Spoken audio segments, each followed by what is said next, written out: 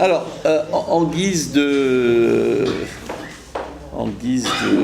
moment inaugural, on a un peu l'idée, bon, en général, de prendre un premier moment qui est le seul moment, je vais appeler un petit peu théorique, bien que d'autres moments à travers la pratique. À partir de la pratique, on va aussi un petit peu théoriser, mais j'aime bien l'idée comme ça pour lancer comme moment un peu de démarrage du week-end, de lancer comme ça quelques idées, voilà, à partir desquelles on peut réfléchir, qui peuvent servir après de matrice, il ne s'agit pas de répéter, ils servent de matrice qui permet d'articuler la pratique, de la faire fonctionner, de la réfléchir, voilà.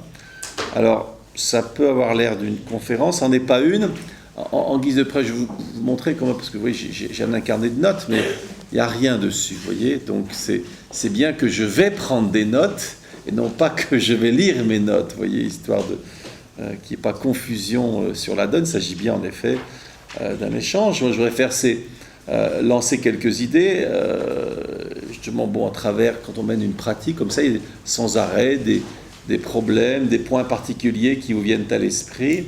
Et puis, quand on se rend compte, comme ça, on en discute, on y réfléchit, ça mène à repenser la pratique. Donc, la pratique philosophique est une sorte de navette permanente entre un aspect qu'on pourrait appeler expérimental, pratique et autre, où on agit, puis le moment où on va réfléchir un petit peu sur ce qui peut se passer. Voilà, c'est ce qui devrait, normalement, durant tout le week-end, se réaliser. Voilà. Alors, la chose sur laquelle je voulais vous interpeller aujourd'hui, c'est ce que je vais appeler sur le problème de l'autre de la philosophie. Voilà.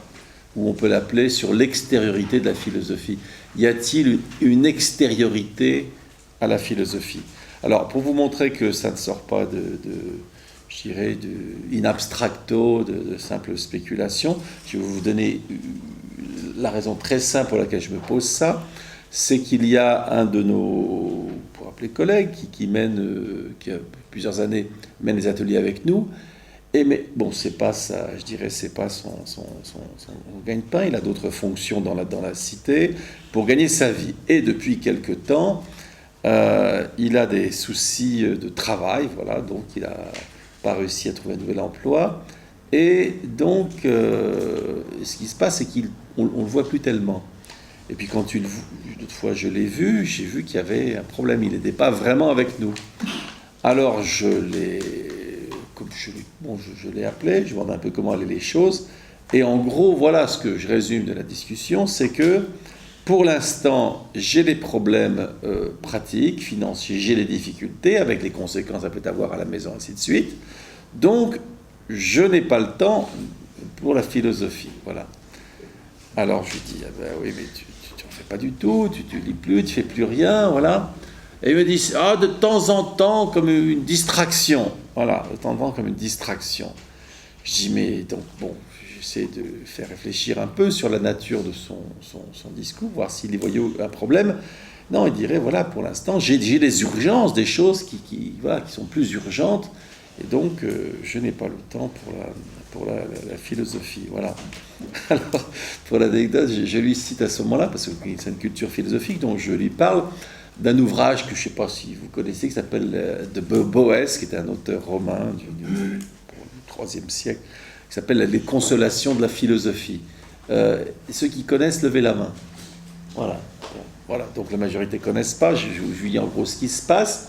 Il y a des nommés Boès ou Boétius, si vous l'appelez de son nom latin, qui a dédié à la fois sa vie à la philosophie, mais aussi aux affaires de l'Empire. Et il était conseiller de l'empereur, enfin bien proche, et puis par des revers de fortune qui sont caractéristiques de la vie publique, politique et autres, eh bien, il est condamné à mort. Bon, c'est un peu plus radical qu'aujourd'hui, mais enfin, il est condamné à mort, voilà. Bon. Et donc, il est en prison. Et puis, qu'est-ce qu'il fait? C'est qu'il il pleure sur son sort, je ne sais pas comment le dire autrement, et il écrit des poèmes, voilà, écrit sur son sort. Et alors, à un moment donné, donc au début du livre, d'un coup, que se passe-t-il? Entrée fracassante dans la geôle de la raison, qui rentre, voilà, qui rentre et dit « Boès, que fais-tu » toute ta vie, tu m'as servi, toute ta vie, blablabla, elle lui fait tout un truc, tu t'es dédié à la philosophie, et regarde, maintenant, pour la simple raison que tu vas mourir, la belle affaire, t'es pas le premier, ni le dernier, qu'est-ce que tu fais maintenant? Tu me trahis en écrivant des poèmes. Alors, il faut comprendre qu'il y a un enjeu terrible, hein, pour ceux qui connaissent un peu Platon, le fait de devenir un poète, hein, qui devrait être expulsé de la cité au lieu de philosopher, voilà, pour aller vite, ça veut dire que tout d'un coup, c'est les sentiments, hein, qui prennent le dessus sur la raison. Et donc, elle lui dit, voilà, tu es un traître, quoi. C'est impensable que juste parce que tu vas mourir, franchement, que tout d'un coup, tu arrêtes de philosopher, que tu n'écoutes que tes sentiments. Alors, bon, dans l'histoire, cette autoconsolation, hein, que Boès écrit, il se ressaisit un petit peu, et puis il va, alors, bon, je passe le reste du livre, mais en gros, il va refaire une sorte de, je sais pas, d'ontologie, d'épistémologie, enfin voilà, il va construire un peu son legs philosophique, si on peut dire. Voilà. Donc, tout d'un coup, il y a ce moment. Hein, voilà. Alors, on trouve d'ailleurs de temps en temps, hein, le concept de consolation dans l'histoire de la philosophie. On ne trouve pas des tonnes, mais on le trouve de temps à autre. On trouve chez Boès, on trouve, hein, chez Abélard, on trouve chez Sénèque. Sénèque écrivait directement des consolations. Voilà, quelqu'un... sa sœur est morte, sa mère est morte, quelqu'un est mort, toujours quelqu'un qui meurt dans ce genre d'histoire, et puis on va le consoler, voilà, il y a besoin de le consoler, comme on console un enfant, voilà. Alors, là, alors, entre parenthèses, il y a des thèses là-dessus, ce principe de la consolation, c'est que certains vont dire que ces consolations arrivent dans des moments de décadence, hein, Boès, que ça soit Sénèque.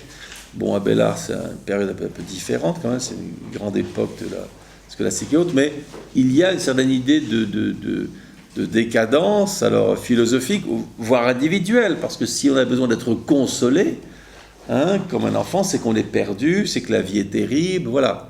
Donc ça veut dire que, d'une certaine manière, déjà, la raison, hein, aurait perdu du terrain, puisque normalement la raison... qu'a-t-elle besoin d'être consolée, cette raison, puisque elle est active, elle est joyeuse, hein, si on suit l'idée spinozienne, elle est vigoureuse, elle pense, elle saisit le monde, elle embrasse l'infini, donc qu'a-t-elle besoin de consolation dans l'absolu, voilà. Donc déjà, certains vont suspecter que si en effet on est déjà dans la consolation, hein, il y a une certaine idée je dirais, de décadence philosophique. Mais bon, pourquoi pas. La décadence, quelle bonne ambiance, dit la chanson. Voilà, pourquoi pas, elle peut aussi trouver. Alors, pour en revenir donc à... Oui, je passe donc l'anecdote que j'ai rencontrée. Puis alors, pas longtemps, je parle à quelqu'un d'autre aussi, au niveau, justement, sur cette, je sais pas, on peut appeler la dimension consolatrice, ou rédemptrice, ou salvatrice de la philosophie, qui en gros avait des soucis personnels, qui lui tenaient à cœur, voilà. Et puis, cette personne me dit, il y avait une sorte de cri du cœur, mais il y a des choses quand même que la philosophie ne peut pas faire. Voilà. Hein, c'est-à-dire qu'au moment où vraiment on a des peines à l'âme qui sont prégnantes, saisissantes, douloureuses, bah, la philosophie, elle ne peut que se taire, quoi. Elle ne peut que voilà. Elle est impuissante, et on ne voit pas très bien à ce moment-là ce qu'elle pourrait faire. Il faut... Alors là, je ne sais pas, c'est pas comme dans l'autre cas où il s'agissait de régler un problème, hein, puisque donc c'est un problème économique, financier, problème de travail, pour le régler. Mais là, face à une douleur existentielle, bon, peut-on la régler? Je ne sais pas, supposons que c'est la perte d'un être cher ou la trahison d'un être cher, on ne sait pas. Bien, que peut faire? Mais l'idée à ce moment-là, l'idée c'est de dire, si on dit, bah oui, la philosophie là, elle peut rien faire, un peu comme si j'avais une rage dedans, hein, et puis je dirais, bah oui, l'ibuprofène, je comprends, mais la philosophie, je ne vois pas très bien ce que ça peut vouloir, ce que ça peut faire. Est-ce qu'il y aurait donc une sorte d'impuissance philosophique, voilà, hein, qui serait... Et alors, vous voyez, en parlant d'impuissance philosophique, bizarrement, alors là, j'espère que je vais vexer personne, surtout s'il y a des profs de philo dans la salle, mais je trouve que bien souvent, en effet, l'impuissance est presque caractéristique du philosophé. D'ailleurs, tiens, je vous raconte un truc terrible. J'ai fait des pistes statistiques quand je rencontre des profs de philo, parce que les philosophes, en sens large, ça prend souvent la femme d'un prof de philo. Et combien d'entre eux qui sont mariés, alors soit si c'est la femme qui est prof de philo par rapport à son mari et vice-versa, et si c'est le mari qui est prof de philo par rapport à la femme, combien d'entre eux ont su intéresser leur conjoint à la philosophie? Si jamais vous en rencontrez, essayez de faire. Allez, si on arrive à 5%, déjà on est très fort. En général, c'est un peu caractéristique des gens qui ont une formation philosophique, il y a une forme d'impuissance radicale. Alors, on peut y réfléchir, on peut se demander pourquoi, mais en général, vous êtes dans cette maison, alors il y a le philosophe, homme ou femme, il a sa bibliothèque, son truc, son endroit, et puis en gros, vous parlez à l'autre, tu dis, oui, il fait son truc, oui, il est là-bas, il fait son truc, un peu comme quelqu'un qui aurait une petite tare, comme ça, on lui met une petite pièce, et il fait sa philosophie, là, voilà, donc, histoire on dirait, d'impuissance, D'ailleurs, ce qui pourrait expliquer qu'il y a une sorte de mal au ventre, comme ça, chez le philosophe, comme ça, alors amertume, ressentiment, mais un sentiment, voilà, pour aller vite, qu'il n'est pas compris, d'ailleurs, que personne ne le comprend, d'ailleurs, même à la maison, sa famille ne le comprend pas. Vous avez des familles de musiciens, mais de philosophes, vous n'en rencontrez pas beaucoup, musiciens, oui, mais... Donc il y a une sorte d'impuissance, comme ça, par définition, je ne peux pas, voilà, ou il ne peut pas, si c'est l'autre qui parle, voilà, on ne peut pas, donc une sorte d'impuissance, voilà. Donc, vous voyez, tout ça autour du thème de l'autre de la philosophie. Alors, quel est cet autre? Quel est cet autre de la philosophie? Alors, dans un cas, c'est la réalité du monde, dans l'autre cas, c'est les sentiments, dans l'autre cas, c'est la maîtrise de soi. Et alors, je voudrais, toujours dans l'autre de la philosophie, vous conter une petite histoire. Une histoire que parmi vous savez, la philosophie a ses contes. Et du style, on va raconter le mythe de Gigès ou autre. Alors, il y a quelques histoires qui sont un peu caractéristiques de l'histoire, là, ce avec un grand H de la philosophie. Et celle-là capture bien l'idée de l'autre de la philosophie. C'est l'histoire de Thalès et de la servante. Donc Thalès et de la servante, alors pour ceux qui peut-être qui connaissent déjà, mais bon, pour ceux qui ne connaissent pas. Voilà, donc en gros, qu'est-ce qui se passe? Thalès est un philosophe. Alors, à son époque, on pouvait encore le dire, aujourd'hui c'est un peu prétentieux, on le pense, mais bon, c'est plus difficile à croire, c'est qu'il savait tout. Voilà, en gros, il savait tout. Être un philosophe à l'époque, c'est tout savoir, s'occuper de tout, la philosophie, mère des sciences, comme on disait plus tard au Moyen-Âge. Voilà, on savait tout. Donc ce Thalès savait tout. Et en partie, le plus intéressant, c'est jamais la terre, c'est toujours le ciel. Voilà, comme pour ceux qui ne savent pas, vous le savez maintenant, toujours vers le haut. Et donc, il regardait le ciel, il regardait les étoiles. Et en passant, donc, à force de regarder les étoiles, à un moment donné, il tombe dans un puits, il y a un puits, et il regarde le ciel, et il tombe dans ce puits, voilà. Et de là, il y a une servante, fameuse servante, qui passait par là, de Thrace, paraît-il, on dit, peut-être pour qu'on croie à cette histoire, elle était de Thrace, et que fait-elle en voyant Thalès tomber dans ce puits? Eh bien, elle peut faire, la seule chose qui a du sens à ce moment-là, c'est d'éclater de rire, quand elle voit, voilà. Donc, l'autre de la philosophie, eh bien, c'est celle qui sait rigoler, parce qu'on n'imagine pas tellement Thalès rigolo, un peu comme Dieu dans la Bible, ça ne rigole pas, Thalès non plus, on ne pense pas tellement à lui comme quelqu'un de drôle. Voilà, de temps en temps, il y a des philosophes un peu drôles, mais ce n'est pas la caractéristique principale des philosophes, voilà, d'être drôle. Et en tout cas, alors là, ce qui, à un moment donné, j'avais écrit un peu là-dessus, réfléchir, mais peut-on attribuer donc un statut philosophique à cette servante? Voilà, peut-on lui attribuer, dire, tiens, voilà, il y a deux écoles de pensée, il y a l'école thalésienne et puis l'école, alors qu'on va l'appeler thracienne, servantine, je ne sais pas, appelez-le que vous voulez, mais peut-on considérer qu'il y a deux écoles philosophiques? Alors, certains vont dire qu'elle n'a pas eu beaucoup de disciples, cette servante. Je ne suis pas sûr qu'elle n'ait pas eu beaucoup de disciples. Quand on va dans la rue, je pense qu'elle a beaucoup de disciples. Elle a fait, sans le savoir, elle a fait école. Elle a fait école de pensée. Mais au-delà de savoir si elle a fait école ou pas, ce qui est intéressant, c'est la posture. La posture, la position. Voilà, la position philosophique qu'a cette servante, qui je trouve extrêmement intéressante, très universelle d'ailleurs.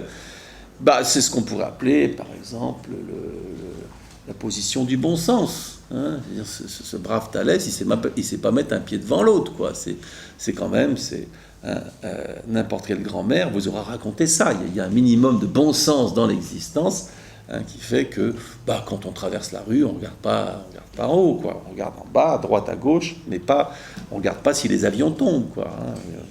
Ou alors on est carrément paranoïaque à ce moment-là. Voilà. On regarde à droite et à gauche si les voitures vont traverser, hein, mais on regarde pas vers le ciel. Voilà, si les avions vont tomber. Voilà, hein. Donc il y a un moment pour tout, pourrait dire votre grand-mère. Il y a un moment pour tout. Il y a des moments, voilà. Et surtout, il y a des moments pour s'occuper des choses pratiques. Donc il y a ce positionnement, hein, de la servante, d'ailleurs avec une certaine liberté, parce que rire de Thalès, quand même, faut le faire, c'est pas rien, c'est oser, voilà. Thalès, déjà, faut le comprendre, on souffre en apprenant. Comment ? Elle risquait bien, il était dans le trou. Ah oui, donc vous c'est le côté risque là qui vous fera dans cette affaire-là. Vous voyez Thalès comme quelqu'un de musclé qui pourrait se fâcher, voilà. Ça se passe comme ça à Marseille, c'est ça, on rigole de quelqu'un, il se retourne contre vous, ils en flanquent une, c'est ça ? C'est possible, j'avais pas pensé à cet aspect-là, qu'en effet c'était risqué, mais comme il est tombé dans le trou, vous voyez comme quoi, je note, hein, la servante est courageuse, voilà. Vous voyez comme quoi, pourquoi j'ai mon carnet de notes. Mais blague à part, ce que j'aime beaucoup dans cette manière d'enseigner, parce que je n'ai jamais trop compris pourquoi des personnes étaient heureuses de raconter tout un truc qu'ils savaient déjà. En gros, en pensant, vous savez, les élèves ils pensent pas, donc c'est pas la peine. Moi, je trouve intéressant, c'est qu'on va faire vivre, vous voyez, tout d'un coup, une idée, une thèse. Moi, j'aime bien prendre un texte, puis bon, on le fera d'ailleurs ce week-end, et puis on le donne à tout le monde, puis on voit ce qui va se passer. Voilà. C'est d'ailleurs pour vous donner un petit, ce que les Américains appellent sneak preview. Je n'ai pas trouvé une bonne traduction en français. On appelle ça la bande-annonce pour les films, mais c'est moins. Sneak, on va regarder par le trou de la serrure. On va travailler sur Cendrillon ce week-end. Voilà, pour ceux qui n'avaient pas compris quand ils étaient enfants l'histoire. Et vous allez voir que Cendrillon va prendre tout d'un coup des allures un peu surprenantes. Et c'est ce que j'espère, sinon je ne vois pas la peine de vivre ici. Hein, Philippe, j'espère que les gens vont être à haut niveau. Mais vous allez voir que Cendrillon va prendre des allures un peu inattendues. Je l'espère, parce que je dois faire un article dessus, sinon ça ne servira à rien. Voilà. Hein. Donc l'idée, c'est ça, c'est de faire vite. Donc, je vous remercie pour... Ah, vous avez autre chose peut-être encore ? Ou c'est que vous aimez beaucoup votre voisin et vous ne voulez pas le lâcher ? Ah, c'est de sa faute à lui, d'accord. Là, il vous demande ce que c'est Cendrillon. Voilà, non, mais voilà. Et à chaque fois qu'il vous parle, vous allez lui répondre. Non, parce qu'à chaque fois, moi, je vais vous demander ce qui se passe. C'est pour ça, alors, on va faire un trio. Moi, on va le faire à 3. Il n'y a pas de problème. Hein. Non, mais en même temps, alors, vous ne connaissez pas Cendrillon, c'est ça ? Non, d'accord. Vous n'avez jamais entendu parler. Voilà. J'hésite entre la sandale et la citrouille. D'accord. Ben, voyez, mais regardez. Si vous hésitez... Si vous hésitez entre ces deux choses, c'est bien que vous avez déjà 2 idées sur Cendrillon. Alors, vous voyez, vous êtes un spécialiste. Moi, je n'en avais qu'une. Et déjà, j'ai appris qu'il y avait une personne qui a 2 idées différentes sur Cendrillon. Vous voyez ? Mais regardez l'être humain, comment il se vante. Hein ? Il se vante de ne rien savoir, hein, de jouer les Socrates. Moi, je sais que je ne sais rien. Vous le questionnez un peu, et il connaît au moins 2 choses déjà. Vous voyez ? C'est ça qui est fascinant. Pourquoi on se sent obligé de raconter des carabistouilles ? Et en plus d'aller les dire à la voisine, la pauvre. Comme si, qu'a-t-elle fait pour mériter d'entendre des choses pareilles ? Alors, ce que je vais vous demander pour que nous en profitions tous, si vous voulez dire quelque chose à la voisine ou au voisin, moi je suis jaloux, je suis d'un tempérament très jaloux, je dirais, nous voulons tous l'entendre. Voilà, donc si quelqu'un veut dire quelque chose, il n'y a pas de problème, lève la main, et on sera un plaisir de l'entendre. Vous voulez dire quelque chose ? Ah non, je vais vous le dire. Bon. Ah, vous voulez vérifier si ça marche ? Ouais, c'est bon. Ça marche. Non, parce que voilà, l'être humain est fascinant. Les hippopotames ne font pas ça, mais l'être humain est fascinant. Voilà. Enfin, bref, n'hésitez pas. Si vous voulez mettre votre grain de sel dans tout ça, moi je m'ennuie facilement, donc n'hésitez pas à proposer une idée. Voilà. Donc, alors, on en revient à notre affaire. Voilà, donc un peu cette idée de l'autre de la philosophie. Y a-t-il de l'autre à la philosophie ? On dit, est-ce que la philosophie, ça va être... alors, j'ai un peu une tête de turc avec les profs de philo, mais théoriquement, quand on enseigne la philosophie en terminale, je ne sais pas si vous savez, ça a un nom. Eh bien, on appelle ça le couronnement. Alors ça fait bizarre pour ceux qui pensent que la philosophie héritière des Lumières soutiendrait le concept de l'Ancien Régime, mais le cours de philosophie intermédiaire s'appelle le couronnement des études. Voilà, c'est un terme utilisé par l'inspection, par tout ça, ça a l'air un peu ridicule et un peu ringard, mais non, on appelle ça le couronnement. Voilà, donc nous avons une sorte, et si vous êtes contre ça, c'est du régicide, il faut imaginer. Voilà. Donc il y aurait un couronnement. Alors, vous voyez, donc là, et d'ailleurs, quand vous allez dans la salle des profs, vous voyez que le professeur de philosophie, on le voit tout de suite, il ne marche pas comme les autres. Hein. Il ne marche pas comme les autres. Généralement, il a un coin à part. Voilà. Moi, je l'ai ressenti parce que j'allais dans les écoles primaires, on proposait de faire de la philosophie. Et quand j'entrais, d'ailleurs, ils avaient bien compris, les enseignants, il y avait une sorte d'espace de vide comme ça qui se faisait autour. Voilà, donc, non, c'est un rituel, bref. Donc, l'idée de la philosophie comme couronnement, comme une activité qui surplomberait voilà, tout le reste, comme une sorte de balcon comme ça au 3e étage, ou de plongeoir à 5 mètres, et tout le reste, voilà. Donc, on accorderait une sorte de toute-puissance à la philosophie. D'ailleurs, là aussi, pour plein de petites anecdotes comme ça, mais parfois on me demande, voilà, vous êtes philosophe, vous ne voulez pas écrire là-dessus? Alors je dis, mais pourquoi pensez-vous que parce que j'ai une fonction philosophique, pourquoi pensez-vous qu'on peut écrire sur tout et n'importe quoi? Vous voyez, il y a un peu cette idée qui est restée, c'est que le philosophe, un peu peut-être comme finalement une sorte de vision sophistique, il peut parler de tout, voilà, sans rien savoir, voilà. Bon, ce qui peut être pas mal non plus, mais voilà. Donc, voilà. Alors, donc l'idée, c'est que est-ce que on va attribuer à la philosophie cette position surplombante, toute puissante et tout, ou y a-t-il quelque chose qui échappe? Y a-t-il de l'autre?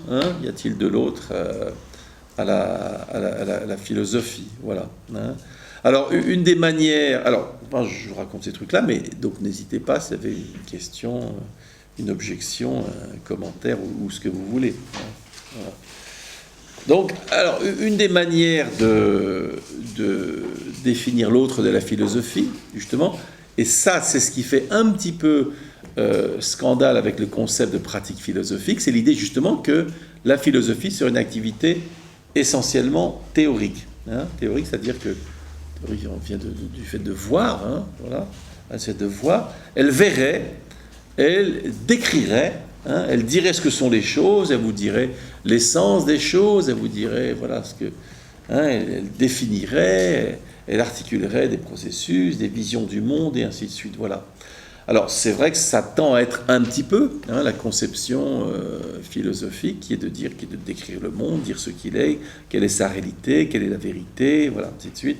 Comment penser le monde, voilà, si on pense à l'épistémologie, ou quelle est la réalité au-delà du monde, la métaphysique, métaphysique, ce qui est au-delà de la réalité sensible, voilà. Donc, ce serait une des fonctions philosophiques. Mais au sein de la philosophie, alors ce qui est intéressant dans l'histoire de la philosophie, vous avez toujours des gens qui vont essayer, des philosophes qui vont essayer de dire, eh bien non, la philosophie, ce n'est pas que ça. Alors, il y a des classiques, des gens, par exemple, Marx, des célèbres, qui vont avoir dit que la philosophie n'a pas que fonction de décrire ce qu'est le monde, mais à le transformer, à travers le concept de matérialisme dialectique. L'idée, c'est qu'il y aurait un principe intrinsèque à la réalité du monde, qui serait le principe de renversement de la dialectique, de renversement de la dialectique, et que l'essentiel, justement, de la philosophie serait ce type de renversement. Vous avez d'autres, comme Nietzsche par exemple, qui fait quelque chose d'un petit peu semblable, en voulant renverser les icônes philosophiques, comme celle de la raison par exemple, qui va vous parler, qui va lui défendre le corps. Alors revenons à l'autre de la philosophie, qui est bien, comme dans le cas de la servante, espèce de... on la voit, qui est ancrée elle a un corps, elle est ancrée sur la terre, il y a un contact, elle n'est pas cet esprit perdu dans le ciel étoilé. Et Nietzsche va critiquer, il a un très beau texte dans le Zarathustra qui s'appelle « Sur les contempteurs du corps », c'est-à-dire ceux qui méprisent le corps. Et il va défendre l'idée que la raison de l'esprit, il l'appelle la petite raison, voilà. Mais il y a la grande raison. Et quelle est la grande raison ? C'est la raison du corps. c'est la raison, c'est la vie, hein, c'est quelque chose qui nous dépasse, qui nous fait être, et que on se fait plaisir d'une certaine manière en ratiocinant, en faisant des petits calculs comme ça de la pensée, en créant d'autres mondes, de la métaphysique, hein, mais qu'il y aurait avant tout justement une réconciliation avec une réalité organique, biologique, hein, qui de sa manière transcenderait, parce que là il y a l'idée de ce qu'on pourrait appeler le culte de la raison, c'est que la raison transcenderait le reste, hein, comme une sorte, un peu comme des principes universels, un peu comme comme la gravitation transcenderait tout acte particulier, comme le fait que ce stylo tombe là. Il y aurait des principes, donc ils ne seraient pas des principes matériels. Le principe de la gravitation n'est pas un principe, c'est pas matériel, ça a des conséquences matérielles, mais en soi, c'est un principe, c'est abstrait, ce n'est pas matériel. Or, en général, les philosophes vont aller essayer de chercher ces principes immatériels, et chez Nietzsche, il y a cette tentative de réancrer dans la corporéité, dans l'organique, hein, l'idée de la pensée. Vous l'avez aussi dans le pragmatisme américain. Alors, bon, c'est pas très connu en France, hein, je dirais, c'était bien une école intéressante. Alors, ça fait bizarre, philosophie américaine, ça fait partie de nos schémas peut-être français ou européens, où ça paraît presque une contradiction de termes, mais je vous recommande, il y a des extrêmement intéressants chez Peirce et autres, dans le pragmatisme américain, qui entre autres va aussi critiquer une espèce d'aberration intellectuelle, d'intellectualisme que l'on trouve alors Hegel a été beaucoup je dirais des têtes de turc, hein, de ça justement, mais déjà aussi chez Marx, mais s'il va profiter de ça, mais critiquer ces néo-hegéliens pour qui, si quand on se met la tête dans un baquet d'eau, on se noie, c'est pour des raisons psychologiques. Si on le voulait, on ne se noierait pas en se mettant la tête dans le baquet d'eau. Enfin voilà, bon, il ironise comme ça sur ceux qui donnent un pouvoir à l'esprit démesuré. Voilà. Mais chez les pragmatistes, l'idée justement, c'est que la mise à l'épreuve du philosophé, c'est bien par, à nouveau, une certaine objectivité liée à l'expérience, liée au monde, et puis aussi, une chose intéressante, c'est au sens commun. Nouveau, ce sens commun qu'on trouve de temps en temps, comme chez Descartes, ou bien il y a une école écossaise du sens commun, qui a l'idée que le sens commun, d'une certaine manière, ça serait un peu je dirais le fondement même du philosophie. C'est intéressant parce que le sens commun, il y a un texte, c'est Voltaire qui en parle, il parle de l'ambiguïté du sens commun. Il dit que le sens commun n'a jamais écrit de grande œuvre. Hein. Il y a Shakespeare, il y a Kant, mais il n'y a pas de grande œuvre écrite. Tiens, le sens commun a écrit une grande œuvre. Bon, d'accord, en général, c'est des génies, des singularités qui ont écrit de grandes œuvres. Mais dit en même temps, le sens commun, c'est une sorte de protection, de garde-fou, hein, contre la folie, contre les essais de la subjectivité. Ce sens commun, il est une nécessité. Donc il y a une ambiguïté, hein, du rapport au sens commun. Or, en général, la philosophie, on trouve ça chez Platon déjà, va critiquer l'évidence. Hein, l'évidence, qui en général, le sens commun est très lié à une évidence. Il est bien évident que si tu es ici, tu n'es pas là-bas. Il y a une sorte de sens commun très lié à ce concept d'évidence. Et l'idée, c'est que dans l'évidence, il y a une idée, là, de sens commun, il y a une idée que, finalement, la quantité va jouer. Si un groupe, je dirais, si un groupe de personnes est d'accord sur quelque chose, eh bien, ça a une dimension d'objectivité. Si je suis le seul à penser ou à dire quelque chose, eh bien, c'est subjectif. Alors, évidemment, c'est là que les philosophes idéalistes, comme dans la tradition française, vont s'insurger en disant, mais le commun, par définition, c'est justement le commun, c'est ce qui est banal, c'est ce qui est... Hein, le philosophe, il est singulier, il innove, il est génial, il est... Voilà, blablabla. Donc, et parfois, nous, dans les exercices, on lève la main pour dire on est d'accord, pas d'accord. Et une fois, je me rappelle, j'étais à l'UNESCO comme ça, puis il y avait un prof de philo qui parlait. Alors je demande qui pense qu'il est compréhensible. Et tout le monde avait la main pour dire qu'il ne l'était pas. Puis ça s'est repassé une deuxième fois sur qui pense que ça répond à la question. Et personne ne pensait à part lui qui répondait à la question. Et là, il s'est fâché, d'ailleurs, il est parti. On dit, mais c'est intolérable, cette quantité, ce nombre, qu'est-ce que ça signifie? Ça ne veut rien dire du tout. Ce qui est intéressant comme problème, parce que pourquoi l'individu, lui, aurait un sens, lui aurait un statut, lui aurait une signification, mais le groupe, non. Si vous pensez d'un point de vue purement logique, c'est assez intéressant à penser. Mais qu'est-ce qui en filigrane est dit? C'est que moi, philosophe, je suis au-dessus de la mêlée, un peu. Si c'était un politique, il dirait, on dirait, bah non mon vieux, le politique, il dirait, on va dire, en parenthèse, la discussion autour du statut juridique du chef de l'État, hein, qui est récurrent. Pourquoi quelqu'un aurait un statut spécial? Est-ce qu'en effet, un chef d'État a des prérogatives qui sont au-dessus de celles du citoyen lambda, hein? Il ne serait pas justiciable, par exemple. Mais c'est pareil pour le philosophe. Qu'est-ce qui ferait que le philosophe n'aurait pas à rendre des comptes face au groupe? Voilà. Alors, bien évidemment, dans le sens inverse, on peut penser que l'histoire ce qu'on peut appeler des grands hommes, ou des grandes femmes, des grands esprits, c'est qu'ils ont en effet, que ce soit en peinture ou autre, c'est qu'ils ont marqué, et avec toujours une certaine résistance, hein, on peut aussi comprendre cet aspect-là. Mais malgré tout, hein, il devient facile de dire « je suis incompris, je suis un philosophe, donc j'ai raison hein. ». À ce moment-là, moins on est compris, plus on est compliqué, et plus on a raison. C'est pas mal remarqué comme système. Plus je suis obscur, hein, plus j'ai raison. Voilà. C'est Héraclite d'ailleurs, qu'on appelait l'obscur comme ça. On le dit quand il parlait, il poussait des cris d'oiseaux. Voilà. Hein. Et c'est vrai, si vous lisez Héraclite, vous pouvez l'imaginer en train de crier en ce qu'il dit, il y a une espèce de fragment comme ça. C'est un peu... Bon, faut se lever tôt pour saisir ce qu'il est en train de dire. Donc il y a cette fonction un peu prophétique, un peu étrange, un peu surprenante, un peu, voilà, appelons comme on veut. Mais malgré tout, je dirais l'image miroir de ça, c'est cette question du sens commun. Alors les pragmatistes, donc l'école pragmatique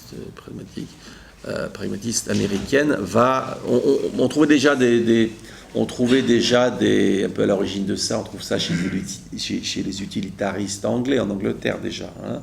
Et c'est-à-dire ce qui est intéressant, là, faire un peu d'histoire comme ça, c'est que on trouve cette tradition utilitariste, pragmatiste, on la trouve chez les anglo-saxons, qui sont réputés pour n'être pas des pays philosophiques.